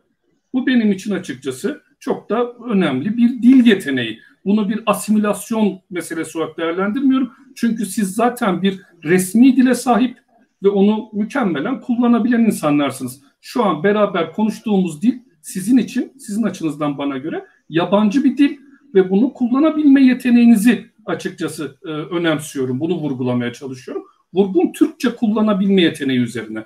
Yani bu yanlış anlaşılmasın. Kürtçe meselesi üzerine değil. Vedat, bu benim ve senin ya da eserin, Seydan'ın kişi olarak böyle hani bizim kişisel sorunlarımız değil. Buradan ben sen derken yani ortalama toplumun bir üyesini şey yapmak istiyorum, kastetmek istiyorum.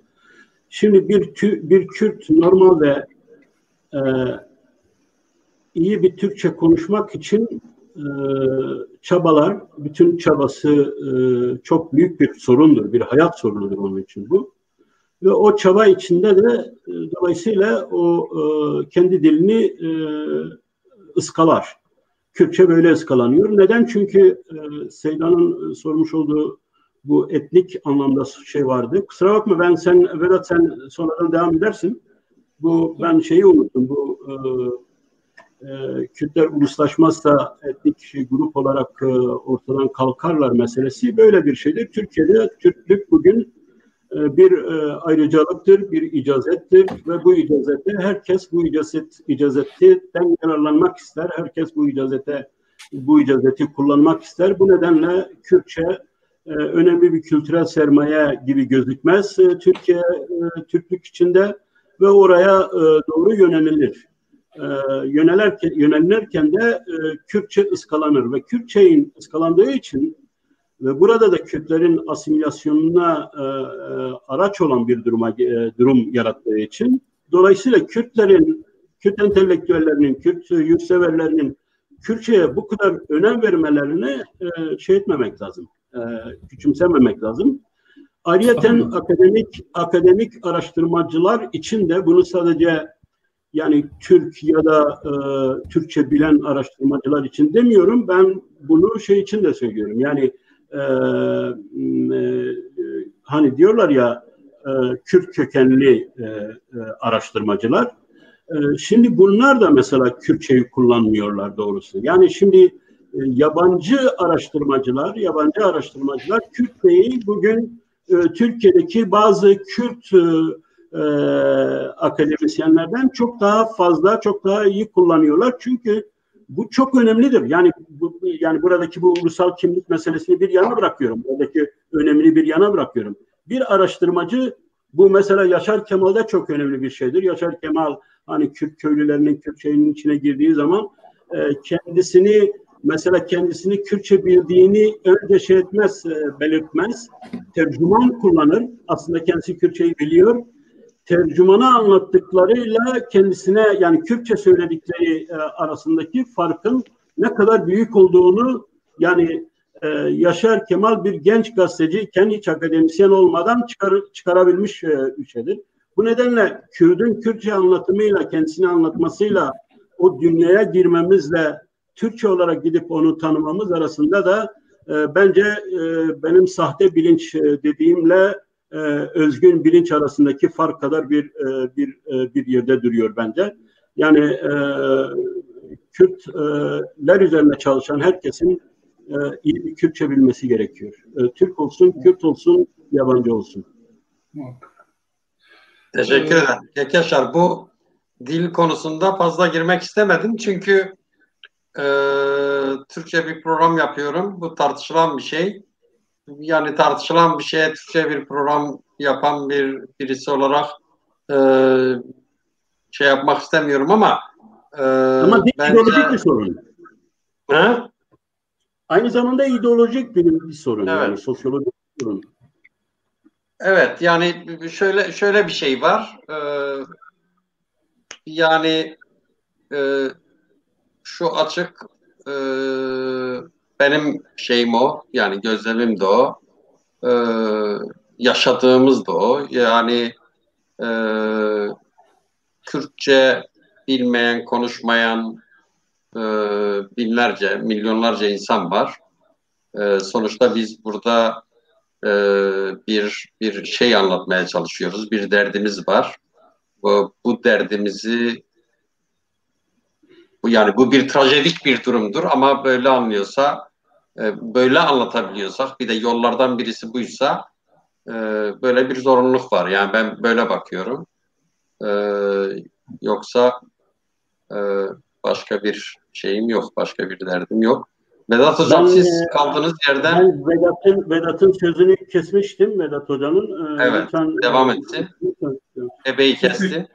Teşekkür ederim.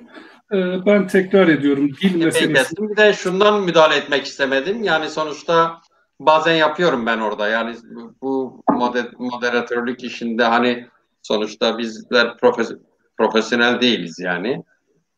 Bazen zamanda müdahale edemiyoruz. Bazen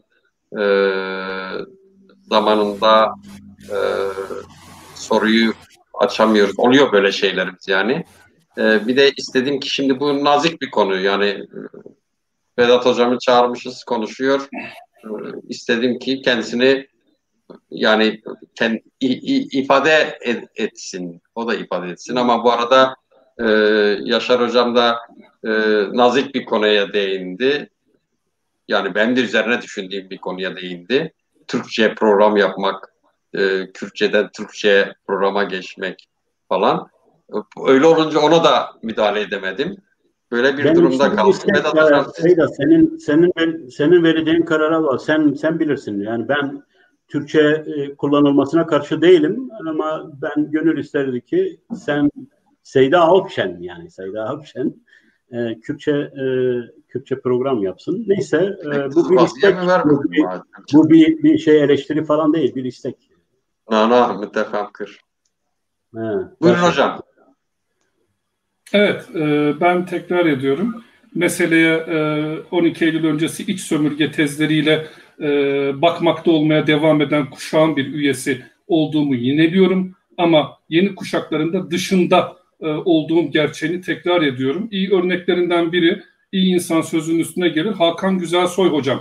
Şu an ekranımızda bizi izleyenlerden biri. Kendisi Kütahya gibi Türkiye faşizminin önemli simgesel kentlerinden birinde Türk diliyle, Türkçe ile Diyarbakır ve kentsel siyaset ilişkisi üzerine bir tez yazdı. Şimdi bence ayrım şu, benim ayrımım şu açıkçası. Evet, yani 1990'ların sonundan öncesi için evet bir asimilasyon dili kuşkusuz. Devletin tekci bir dili, bu tartışmasız. Dolayısıyla bu süreç için bu ikilem, ana dil, resmi dil, devlet dili ikilemi tabii ki gerçekliği ifade ediyor. Ama küresel dünyada özellikle güneyimizdeki Kürdistan uluslaşması, Kürdistan ulus devlet inşası sürecinde artık ben ulusal dilin oturduğunu düşünüyorum. Kürt gençleri için Türkçenin bir devlet dili, tekçi bir resmi dil, sömürge dili olmadığını, ulusal bilince eriştikleri için özellikle Kürdistan'ın katkısıyla, etkisiyle vurguluyorum. Yabancı dil olarak Türkçeyi kullanma yeteneğine sahip olduklarını düşünüyorum. Gençlerin Türkçe'ye böyle anti sömürgeci, anti kolonyal gözle bakmadıklarını, ulusal dillerine kesinlikle sahip çıkan bir bilince sahip olduklarını biliyorum, gözlemliyorum. Türkçe artık onlar için bir ana dil değil, zorladıkları o çocukluğunda ilkokul, ortaokul çağlarında zorla öğretilen bir dil değil. Artık onlar için İngilizce gibi vesaire gibi öğrenilebilen, eğitim yollarıyla öğrenilebilen bir dil. Tabii şunu yadsımıyorum, devlet için belki hala öyle. Yani evet öyle. Yani mesela bizim bir akademik çalışmamız var Hakan Hoca ile birlikte. İnsan Hakları Kongresi'nde sunmuştuk. Hala daha mesleklere girmek için merkezi sınavların Türkiye'de biliyorsunuz sorularının yarısı Türkçedir. Türk Dili Edebiyatı bölümü bitirirsiniz. O bölümde akademik çalışma yapmak için girmeniz gereken akademik lisansüstü eğitim sınavı ALES'in yarısı hala Türkçedir. Yani bu tartışmasız. Ben oradan bakmıyorum hadiseye. Bu bir gerçeklik tabii. O sömürge yaklaşımı devlet aklı geleneğinde devam ediyor. Bu tartışmasız bir gerçeklik. Benim sözünü ettiğim şey yeni dönem, yeni kuşak gençlerin örneğin somut olarak vurgulayayım müsaadenizle. Esel Karayel'in mükemmel biçimde bir yabancı dil konuştuğunu düşünüyorum. Çünkü Esel Karayel'i uzun yıllardır takip ediyorum. Ne kadar ulusal bilince sahip bir Kürt aydını, entelektüeli olduğunu yakinen izliyorum. Ama bununla beraber bir yabancı dil olarak Türkçeyi de mükemmel kullanıyor. Ben Esel Karayel'in bu anlamda bir kusur işlediği kanaatinde değilim. Çünkü Esel Karayel için bence, tabii onun adına konuşuyorum, lütfen yanlış anlaşılmasın, itiraz edebilir bu hususta. Artık tekçi, şiddet altında, devlet şiddeti altında öğrenmek zorunda bırakıldığı bir ana dil olduğu düşüncesinde değilim. Çünkü artık arkasında kazanılmış hak üreten, eğitim dili, bilim dili anlamında kazanılmış hak üreten bir Kürdistan gerçekliği var. Yani bu bence temel belirleyen. Eğer güneyimizde bir Kürdistan gerçekliği olmasaydı, üniversitelerinde resmi dil olarak Türkçenin kullanıldığı bir Kürdistan olmasaydı, ki Kürdistan Üniversitesi diye üniversite var orada, yine belki Türkiye açısından, Türkiye Kürdistan açısından bunları konuşuyor olabilirdik. Ama artık gençlerin arkasında böyle bir imkan var. Dolayısıyla ben bunu 70'li 80'li yıllara özgü biçimde bir geri kalmışlık, sömürülmüşlük, asimile edilmişlik, kültüründen koparılmışlık hadisesi olarak görmüyorum. Benim için bunun en somut örneği çalışma arkadaşım, akademik çalışma arkadaşım Hakan Güzelsoy'dur. Kendisini de Çarpel TV'nin eski bir emekçisi olarak bu tür deneyimlerini aktarabileceği bir programa davet edilmesini önerebilirim naçizane.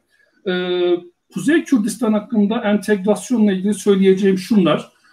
Öncelikle bir teknik bilgi vermek isterim. Yakın zamanda bununla ilgili bir yayın yaptım. Biliyorsunuz önceleri küreselleşme sürecinden önce toplumların ilişkilerinde, göçmen politikalarında özellikle eritme, asimilasyon politikası vardı. Kültürleştirme denilen bir politika vardı.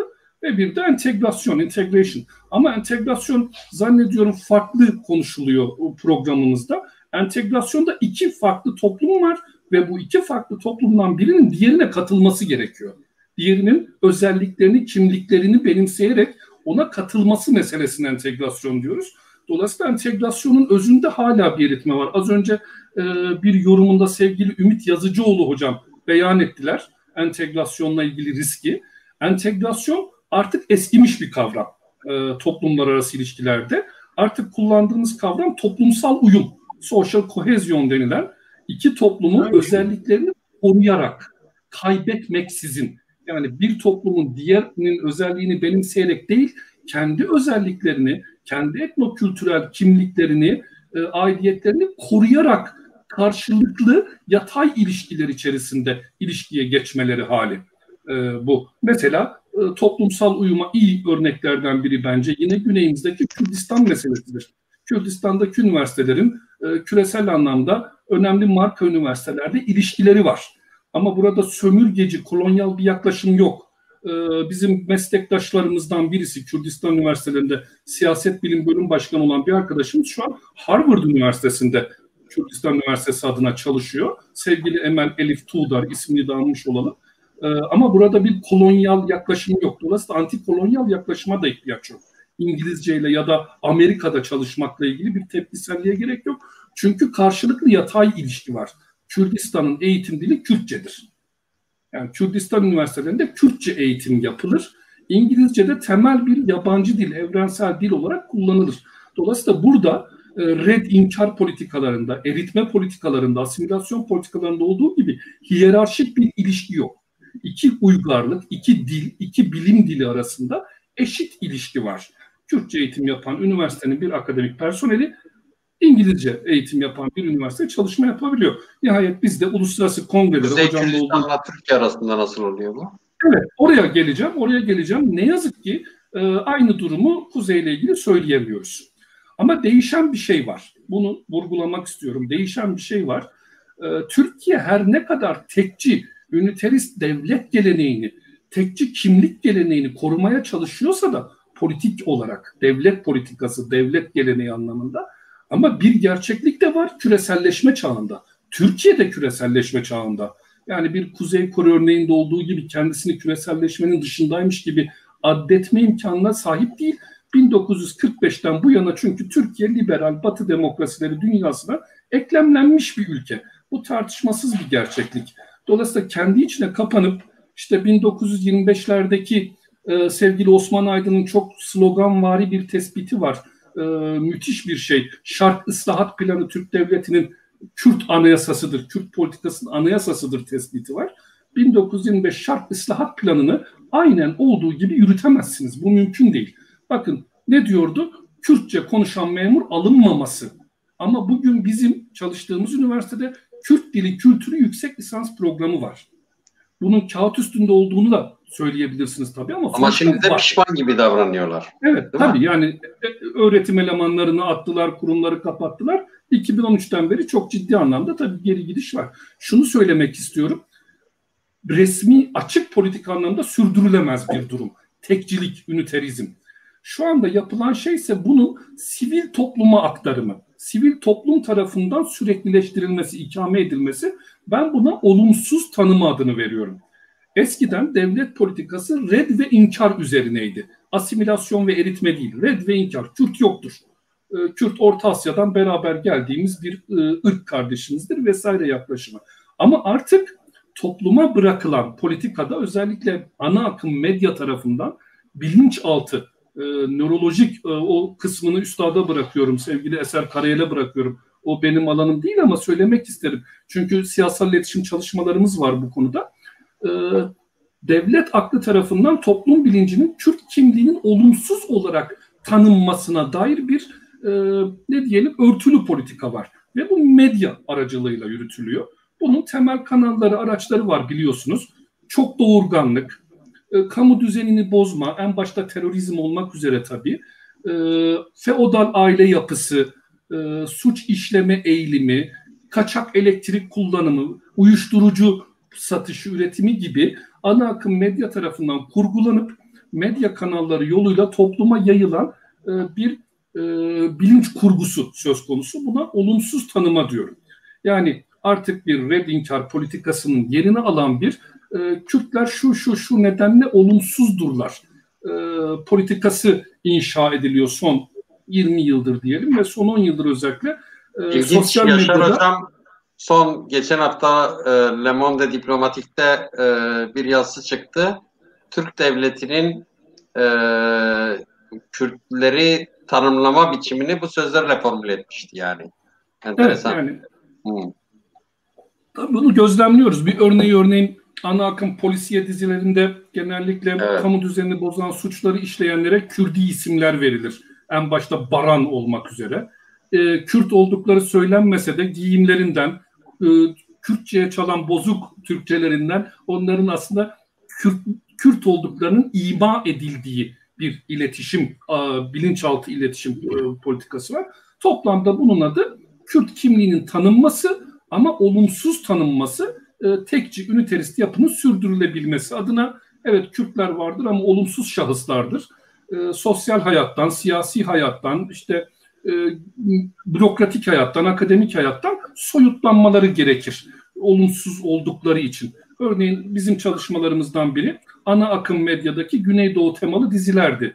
Malumunuz Güneydoğu temalı Türk ana akım dizilerinde insanlar asla apartmanlarda, modern şehir mekanlarında yaşamazlar. Önünde uzun namlulu silahlarla nöbet tutulan taş binalar, midyatvari taş binalar. Burada bir suç ailesi imajı vardır.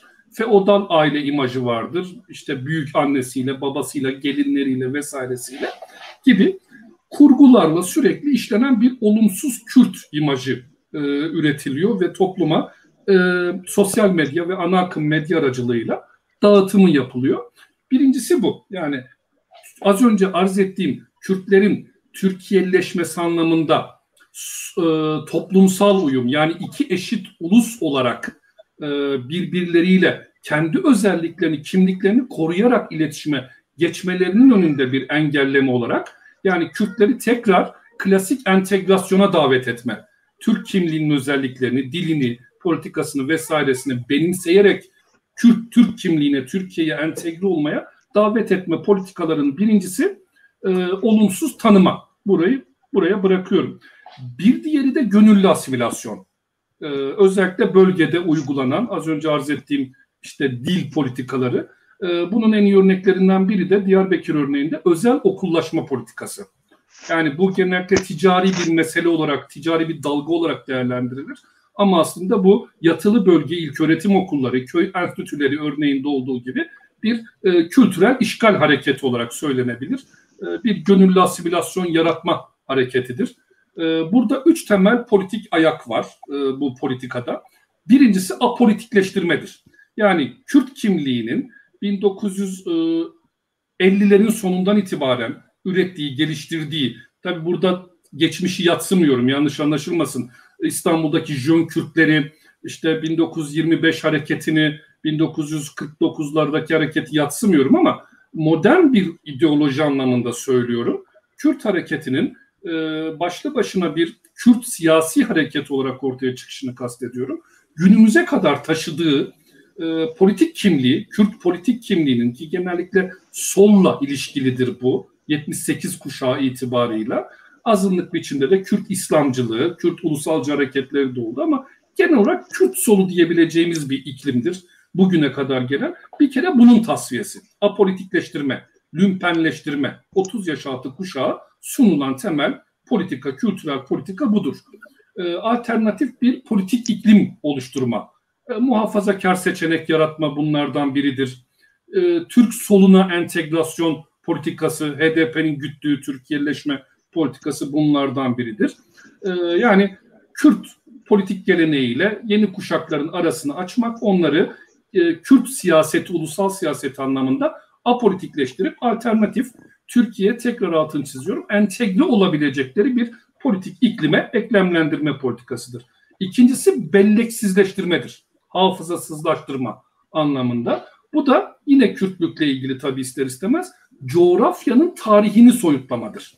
Yani Kemalizmi hatırlarsak tarihi 1919 Samsun'dan başlatan, öncesini yok sayan bir tarih anlayışıyla başlatırsak Kürt gençliğini, Kuzey Kürt gençliğini belleksiz hale getirme. Mesela bir örneği şuydu: Çarper TV'de Nurullah Bey'le program yaparken konumuz Mela Mustafa, General Mustafa Barzani'ydi. Onu çalışıyorduk, Eylül devrimini.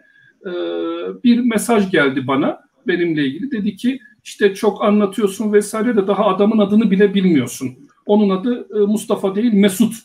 Yani günümüzde karşılaştığı somut tarihi biliyor ama 1984 ya da geri gidersek 1978 öncesi Kürt siyasi tarihi, modern Kürt siyasi tarihi 30 yaş altı kuşağın belleğinde biliyorsunuz yok. Daha ötesinde de, yani coğrafyanın tarihinden koparma, alternatif bir Kemalist Kürt tarihi yaratmadan bahsediyorum. Bir sonuncusu da kimliksizleştirme. Üçüncü bir ayak. Burada da en iyi örneklerden biri bence Nevroz geleneğinin giderek bir Karadenizvari bir festivale dönüştürülmesi meselesi ya da şehirdeki kentleşme politikası, alternatif olarak Ahmed ile simgelenen sembolik Kürt kimliğiyle, bu konuda benim birkaç yayınlanmış akademik araştırmam var bu arada. Ahmed, Kürt hareketinin sembolik bir merkezi.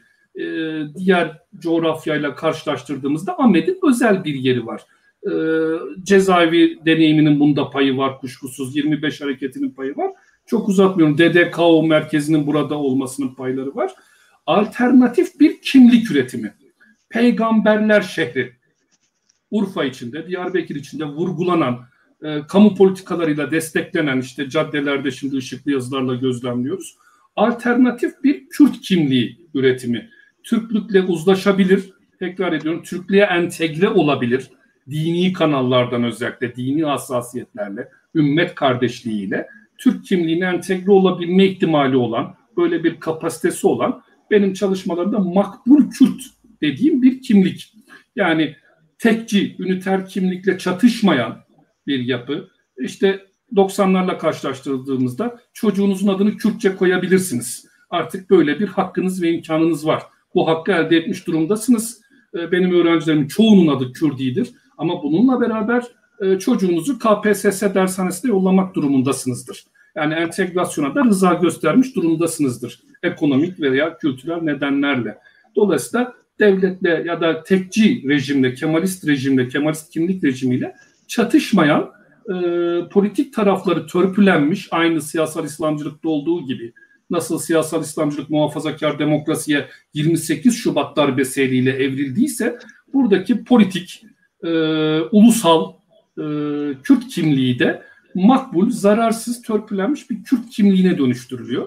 İyi örneklerinden biri yakın yıllarda bir üniversitemiz tarafından düzenlenen Dengbej Sempozyumuydu. Uluslararası Dengbej Sempozyumu. Bu bir yenilik olarak telakki ettik. Biz bir devrim olarak telakki ettik. Bir kabul olarak telakki ettik. Ama gidip katıldığımızda gözlemledik ki bir tür Kürt uzun havacılığından söz ediliyor. Yani bizim bildiğimiz anda bir sözlü tarih aygıtı değil artık. Bir tür türkü anlamıyla, dolayısıyla apolitikleştirilmiş, kimliksizleştirilmiş, belleksizleştirilmiş, sadece musikiye indirilmiş bir dengbejlik üretiminden bahsediyoruz burada. Dolayısıyla iki kanallı bir kuşatmanın altında kuzeydeki Kürt uluslaşma süreci. Şunun için burayla bitiriyorum.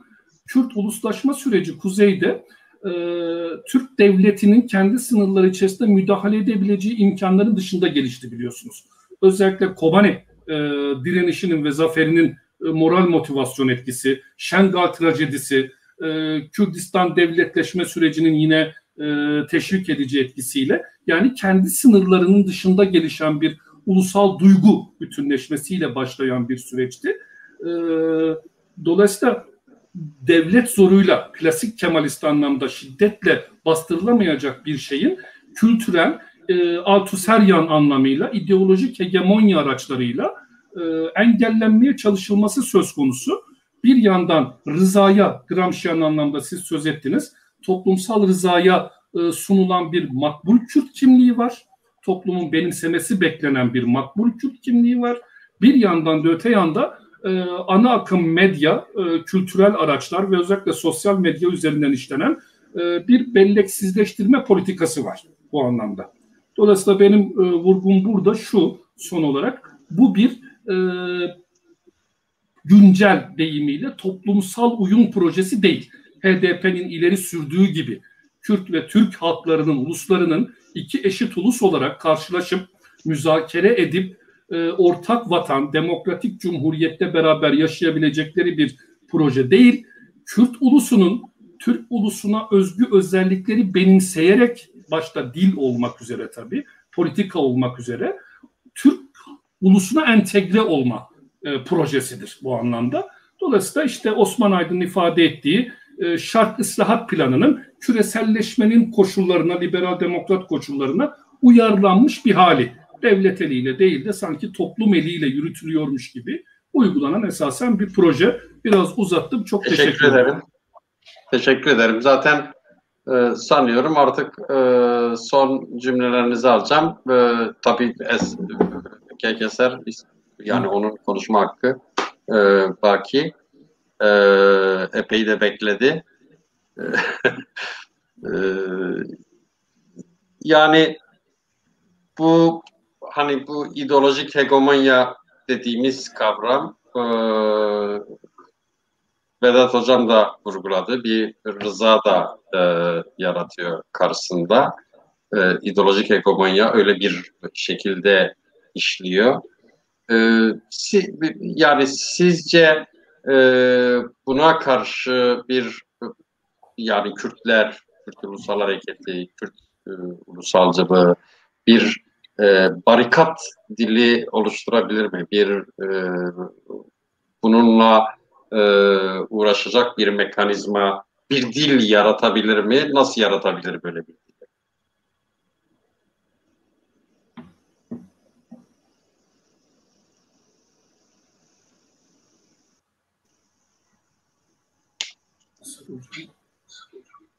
Galiba dondu. Yok, aktif. Üstadım, duydunuz mu sorumu? Eser Hocam. Soru bana mıydı? Pardon. Evet, neydi? Ben doğrudan ifade etmeyince genel olarak sordunuz diye bekledim. Öyle anladım. Kusura bakmayın. Size soru. Peki. Yani tabii çok güçlü bir soru. Yani bir kere sorduğunuz. Evet. Doğru bir soru ama pardon. Ve bununla birlikte birkaç şey Tabii eklemek isterim istediğiniz açıkçası. varsa ekleyin. Siz istediğiniz kadar konuşabilirsiniz. Evet, şu ana yani ben mesleğim gereği de iyi bir dinleyiciyimdir. Keyifle Tamam. dinledim hem Yaşar hocamı hem Vedat hocamı. Nazik sözleri için de ayrıca teşekkür ederim. Oraların üzerinden çok fazla geçmek istemiyorum.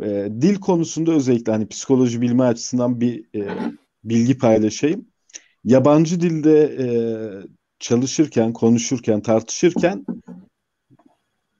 kendimize ait olan bütün olgular, fenomenler içerisinden özellikle duyguları taşımıyoruz zihinsel boyuta. Duygular olmaksızın genellikle konuşuyoruz. Yabancı dil alanında Başka bir dili çalışırken konuştuğumuz zaman değil mi? evet daha teknik, daha analitik bir süreç Evet. işletiyoruz. O anlamda kimliği tamamen taşımıyoruz aslında. Tabii çok geniş bir tartışma konusu. Hani psikolojide dil alanı çok bunun artıları da var, eksileri de var. Yani teknik bir çalışma içerisindeyseniz yabancı dilde çalışmanın artılarını yaşayabilirsiniz. Çünkü sizi duygusal kısıtlanmışlıklardan ya da onun yaratabileceği başka problemlerden koruyabilir. Ama hani toplumsal bir bağlama ait çalışıyorsanız, politika yapıyorsanız dilinizi terk etmeniz bir anlamda aslında kendinizi, kimliğinizi, kültürünüzü de Evet. terk etmenizle Yani sonuçlanıyor. Otto Bauer'in şöyle bir şeyi var. Yani ulusu tanımlamak aynı zamanda bir duygu durumudur yani. Kendi dilinizi kullanmıyorsanız o duygu durumunu da demin Kek Yaşar söyledi. Yani başka bir dille Kürt olamazsın. Yani o anlamam geliyor. Öyle anladım. Ya ben şuna inanıyorum yani bir kere hani bir doğruyu ifade etmenin tek ve kesin bir yolu olduğunu sapmaya çalışmak biraz zorlaştırıyor iletişimi. Peki. Tartışmanın olabilecek zenginleşmesini de belki bazen önüne geçiyor. Ama genel olarak şeyi biliyoruz hani bilimsel olarak e, diğer bir dilde yani ana diliniz olmayan bir dilde çalışırken, konuşurken, tartışırken duygusal boyutları büyük ölçüde devreye almıyorsunuz. Bu kimlik bütünselliği anlamında farklı bir durum ortaya çıkarıyor. Entegrasyon kavramıyla ilgili ben de biraz da kendi meslek alanından baktığımda şimdi entegre bir bütüne bir parçanın eklemlenmesiyle oluşan bir süreç. Bu teknik bilimlerde de biraz böyle, sosyal bilimlerde de böyle düşündüğümüzde evet parça gene kendi varlığını koruyor, ayrı olarak var ama o bütünün içerisine dahil oluyor.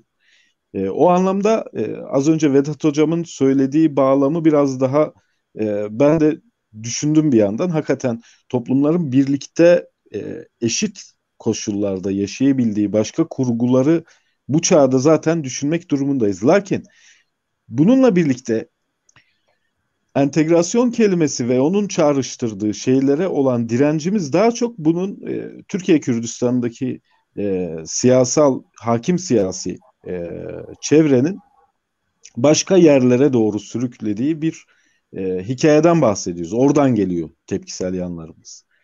Ben biraz da olaya uzun zamandır şöyle bakmayı hep sorguluyorum açıkçası. Dünyayla daha entegre, dünyayla daha uyumlu, dünyadaki süreçlerle daha alışveriş gücü yüksek bir Kürdistan tablosunu daha sağlıklı bulan biri prensip anlamında. Biraz acaba zihnimizi oraya doğru yönelsek başka cevaplar bulmaya başlar mıyız? Başka şeyleri tartışıyor olur muyuz? Tam bu noktada sizin sorunuzla birleştirirsem ben uzun zamandır Kürdistanlıların yeni bir ruh haline ihtiyacı olduğuna inanıyorum. Yani birkaç gün önceden bir örnek vereceğim şimdi. Belki dediğim daha iyi anlaşılır. Mevcut düşünme, hissetme, davranma alışkanlıklarımızın örüntüleri bizim mevcut pozisyonumuzda sıkıştırıyor.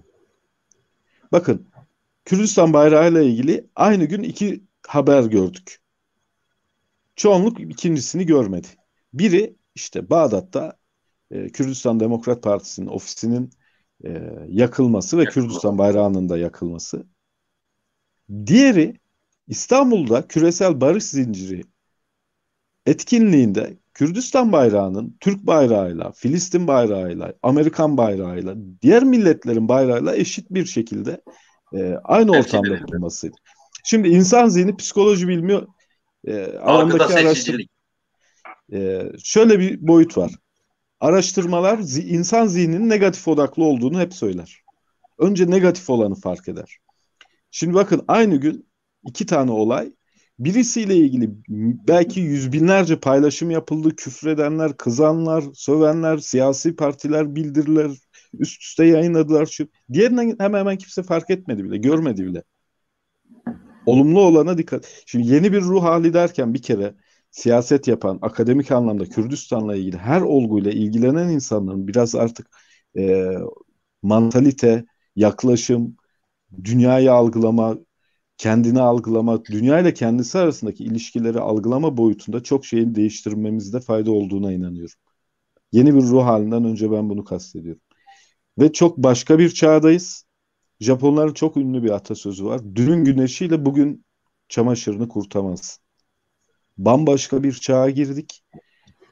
Biz halen geçmiş dönemlerin alışkanlıklarıyla bu dönem her şeyi yapma konusunda ısrarcı, inatçı davranırsak, yeni dönemin bilgisini edinmeye dirençli davranırsak, o bilgiyi edinemediğimiz için yeni çağın araçlarını kullanamazsak, nereye doğru gideceğimiz bence ürkütücü bir soruya dönüşüyor. Bu bağlamda biraz artık bu tabii naçizane bir öneri.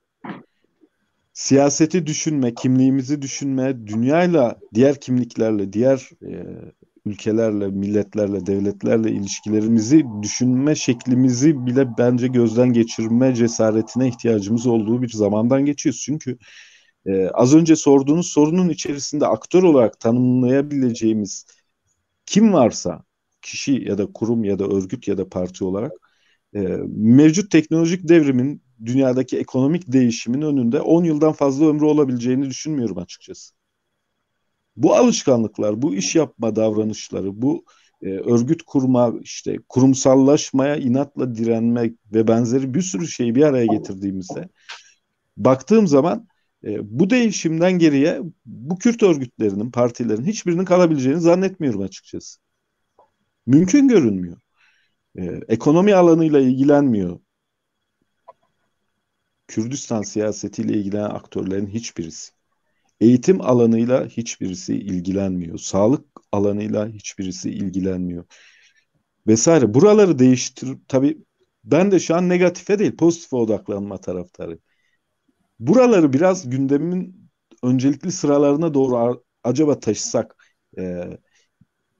biz yeniden bir şeyleri üretme, tabii bu uzun bir mutfak çalışması gerektiriyor. O anlamda göze alınması zor. Eskiden yaptığınız şeyleri yapmaya devam edebilmek kolaydır. Konfor alanınıza denk düşer, sizi yormaz, rahatsız etmez, risk altında hissettirmez. Ama çok yeni şeyleri üretmeye çalışmak evet risklidir, ürkütücüdür, acabalarla doludur ama bütün büyük gelişmeler de oralardan doğar. Bilimsel, ticari, sportif, insanlık tarihinin gördüğü bütün büyük başarılı değişimlerin o büyük riskleri almış kişilerin, kadroların, kuruluşların emeğinin sonucunda ortaya çıktığını görüyoruz. Ve ben bu ruh halinin artık Ama hayat gerektiğine da her inanıyorum. zaman kendi alternatifini üretir yani. Yani üretecektir elbette. İşte o ürettiği alternatiften biz memnun olacak mıyız? Ben o kısımda çok eğer yeni bir ruh hali derken kastettiklerim tabii umarım ifade edebilmişimdir. Bunu yapmazsak karşımıza çıkacak alternatif şu ana kadar karşımıza çıktıklardan da bence tahmin edilebilir. Yani Kürdistanlı aktörler bir bütünsel anlamda bunu kullanıyorum kimlik olarak. Son 30-40 yılda getirdikleri sürecin sonucunda nasıl ki bugün işte az önce hem Yaşar Hoca'nın hem Vedat Hoca'nın tanımladığı mesela ben uzun yıllardır şeyi gözlemliyorum. Diyarbakır'da yaşıyorum. Kürtçe yoksulluğun diline dönüştü. Kürtçe kavga eden insanların diline dönüştü. Siz biraz daha böyle insanların daha iyi koşullarda yaşayabildikleri mahallelere, bölgelere, ortamlara gittiğinizde Kürtçe yerini direkt Türkçe'ye bırakıyor. Şimdi bunu nasıl değiştirmeyi düşünüyoruz? Negatifle, problemle o kadar zihinlerimiz meşgul ki bir şeyleri üretme kısmı çok uzakta kalmaya başlıyor. Ben yüzümüzü artık başka bir tarafa doğru çevirmemiz gerektiğini düşünüyorum. Şimdi gelecek böyle tahmin edilen bir şey değil bence. Dizayn edilen, tasarlanan, uygulamaya geçirilen bir şey. Biz nasıl bir gelecek hayal ediyoruz? Oraya iyi bakmak, ona uygun yol, yöntem, araçları üretme kısmıyla ilgili çalışmaktan bahsediyorum yeni bir ruh hali derken ve 2020 yılındayız. 2030'da, 40'ta toplumumuzu, coğrafyamızı nerede görmek istiyoruz? Şu an yapıp ettiklerimiz bununla ne kadar uyumlu? 2030'da, 2040'da genç olacak, belli olgun yaşlarda olacak insanlarla şu an kurduğumuz ilişki biçimleri nasıl? Onları dönüştürecek, olumlu anlamda onları başarılı kılacak, başarılarına hizmet edecek süreçler, araçlar, yollar, yöntemler geliştirmekle mi meşgulüz? Yoksa onlara kızmak, onları eleştirmek, çoğu zaman hatta iletişim kuramamak gibi durumlarla mı karşı karşıyayız? Ben bugün elimizde, avucumuzda ne varsa dünden beri yaptıklarımızın sonucu olduğunu düşünüyorum. Yarın elimizde, avucumuzda olacak şeylerin de bugünlerde yaptıklarımızın sonucu olacağını düşünüyorum. Einstein'ın herkesin bildiği çok önemli bir sözü var. Yani her gün aynı şeyleri yapıp farklı sonuçlar beklemek çok akıllıca değil. Bununla artık bence hızlıca yüzleşmek, bu ön kabulle evet o zaman şu yeni nesil kavramı birçok anda kullanıyor. Yeni nesil ticaret, yeni nesil siyaset, yeni nesil teknoloji. Ben de biraz da tartışma yaratabilmek adına son birkaç yıldır kullanıyorum. Yeni nesil Kürdistanlılık diye bir şeyi tartışmak gerekiyor belki de. Evet. Teşekkür ederim. Bitti galiba. Değil mi? Ben Teşekkür ederim. Şimdi yani zamanımızın sonuna geldik. Vallahi her birinizden üçer cümle, son cümle. Bana bir söz hakkı vermiyor musun kısa bir şekilde? Önce? Pardon? Bir söz hakkı vermiyor musun? Az bir şey, bazı noktaları şey etmek istiyorum, değinmek istiyorum. Yani üçer cümle Kek Yaşar. Zamanımız azaldı.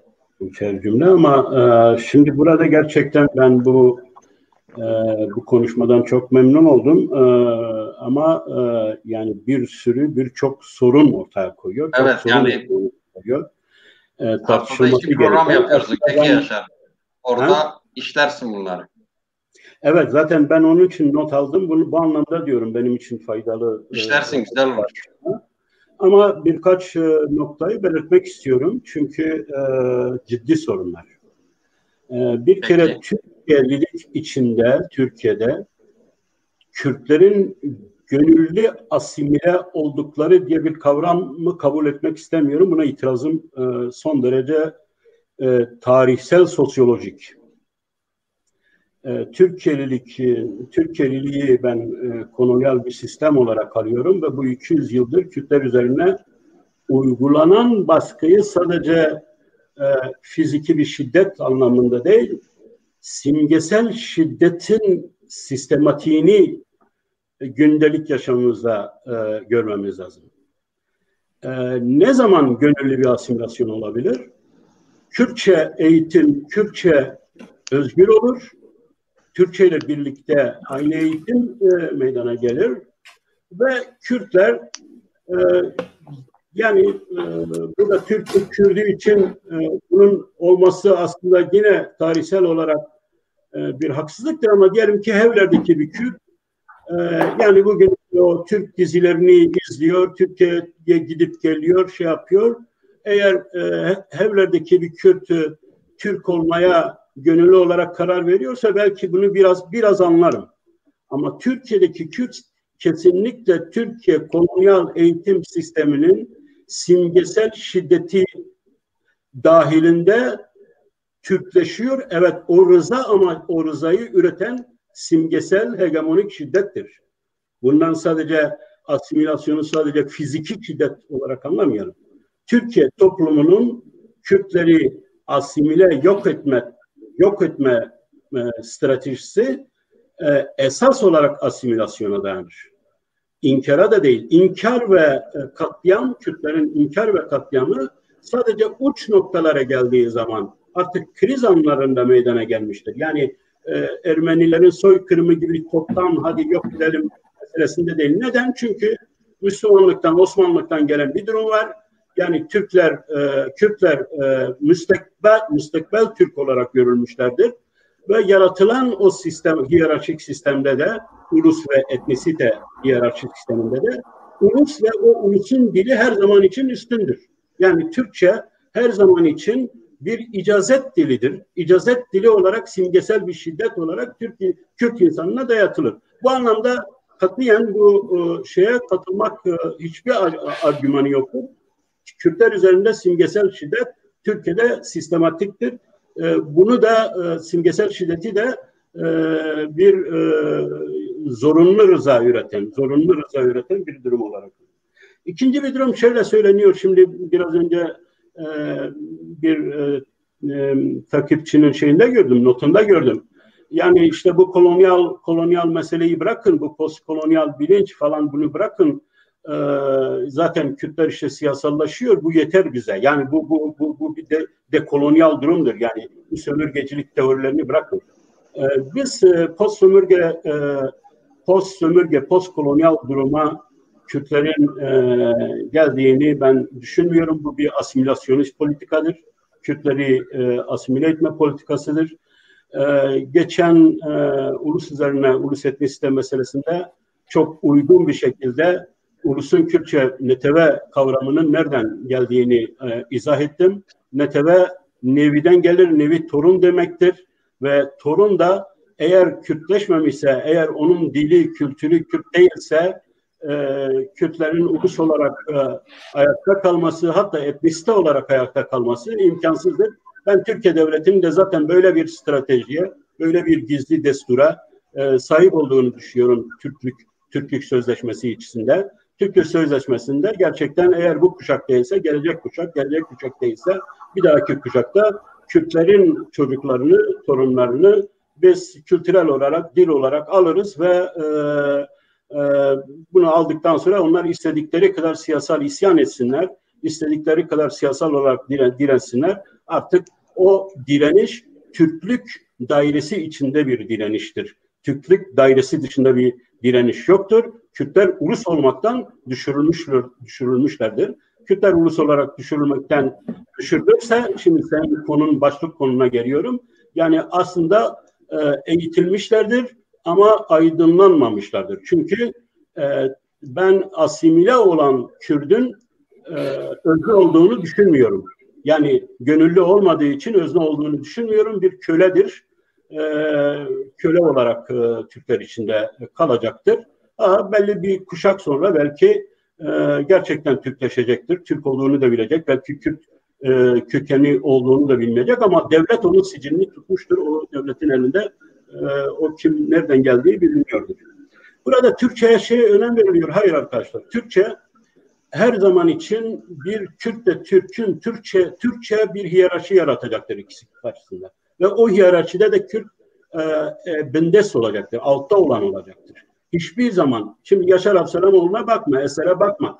Bizler yıllarımızı vermişiz, okumamız Türkçe bilmem. Ama bunu bir ulustan isteyemezsin. Bir okumamış insandan isteyemezsin. Ya da ille de her Kürt ulusal milliyetçi olarak kimliğini ayakta tutacak diye bir şey de yoktur. Sıradan bir insan nasıl gündelik yaşam içinde Türklük dili, kültürü karşısında bir Türk'le aynı düzeyde olacaktır ve eşit muamele görecektir. Bu imkansızdır. Ayrıca Türkçenin Kürtlere getirmiş olduğu köleleştirici, onları ötekileştirici, biraz önce Vedat Hoca'nın söylediği gibi, onları eserin de söylemiş olduğu gibi sanki işte Külhan Beylerin dili gibi bir duruma getirme durumu vardır. Bu nedenle mümkün mertebe Kürtler Türkçeden uzaklaşmalıdırlar. Yeni bir Kürtçe hareketi başlatmalıdırlar ve bu Kürtçe hareketi sadece dil olarak değil, medeniyet olarak, modern toplum olarak rasyonel bir evrensel kültürün parçası olarak Kürtçeyi üretmelidirler. Evet, eserin belirtmiş olduğu gibi Kürtlerin, Türk gençlerinin gerçekten eğitiminin kaliteli olması ve dünya düzeyinde insan yetiştirmemiz için bizim için bu çok önemlidir. Hatırlarsan ben Efendi Köle diyalektiği şeyinde Hegel'in felsefesini burada bir ders konusu etmiştim. Kürt kölesinin efendiyi kendisine bağlaması ve oradan öz bilinç sahibi olup özgürleştirmesi için çok kaliteli işlere kendisini vermesi lazım. Çok kaliteli dünyanın bugün önem verdiği bölümlerde, uzmanlık alanlarında, iş alanlarında kendisine eğitmesi lazım. Hammal olmaması lazım. Hammallığın getireceği bir özgürleşme yoktur. Böyle bir diyalektik yoktur. Ama bir Kürt genci kendi dalında çok iyi başarılı bir insan olmuşsa, eğitim almışsa, uluslararası evrensel standartlarda bir bilgiye, bir yeteneğe sahip olursa elbette ki bu onun özgürleşmesinin bir başlangıcı olabilir. Bu anlamda da Kürtçe ve İngilizce Kürt gençlerine gereklidir. Türkçenin pek o kadar Kürtlere de faydalı olduğunu düşünmüyorum. Teşekkür ederim Kekeşer. Buyurun Vedat Hocam. Teşekkür ediyorum. Şahsınızda Çarper Medya emekçilerini ve özelde bu yayında değerli takipçilere, izleyicilere ulaşmamızı, fikirlerimizi arz etmemizi sağlayan sevgili rejiye, Erdal Kurtman'a ve Faysal Taşkıran'a hasreten özellikle teşekkür etmek istiyorum. Eser Hocam'la karşılıklı olarak bir programda bulunabilme onuruna erişmiş olmaktan dolayı memnuniyetimi ve kendisine teşekkürümü arz ediyorum. Bana burada yer verdiğiniz için size teşekkür ediyorum ve bu vesileyle izleyicilerimizi onların şahsında büyük Kürt ulusunu saygıyla selamlıyorum. Biz teşekkür ederiz. Sağ olun. Eser Hocam, buyurun. Ben de Çarper Medya ailesine, bu imkanı sağlayan herkese hakikaten çok teşekkür ederim. Değerli bir çalışma.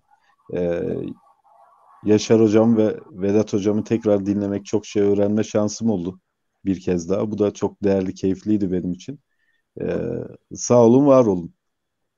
Teşekkür ederim. Sevgili seyirciler, bir alternatif bakış programının daha sonuna geldik.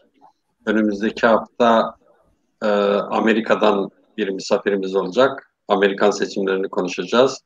İyi akşamlar.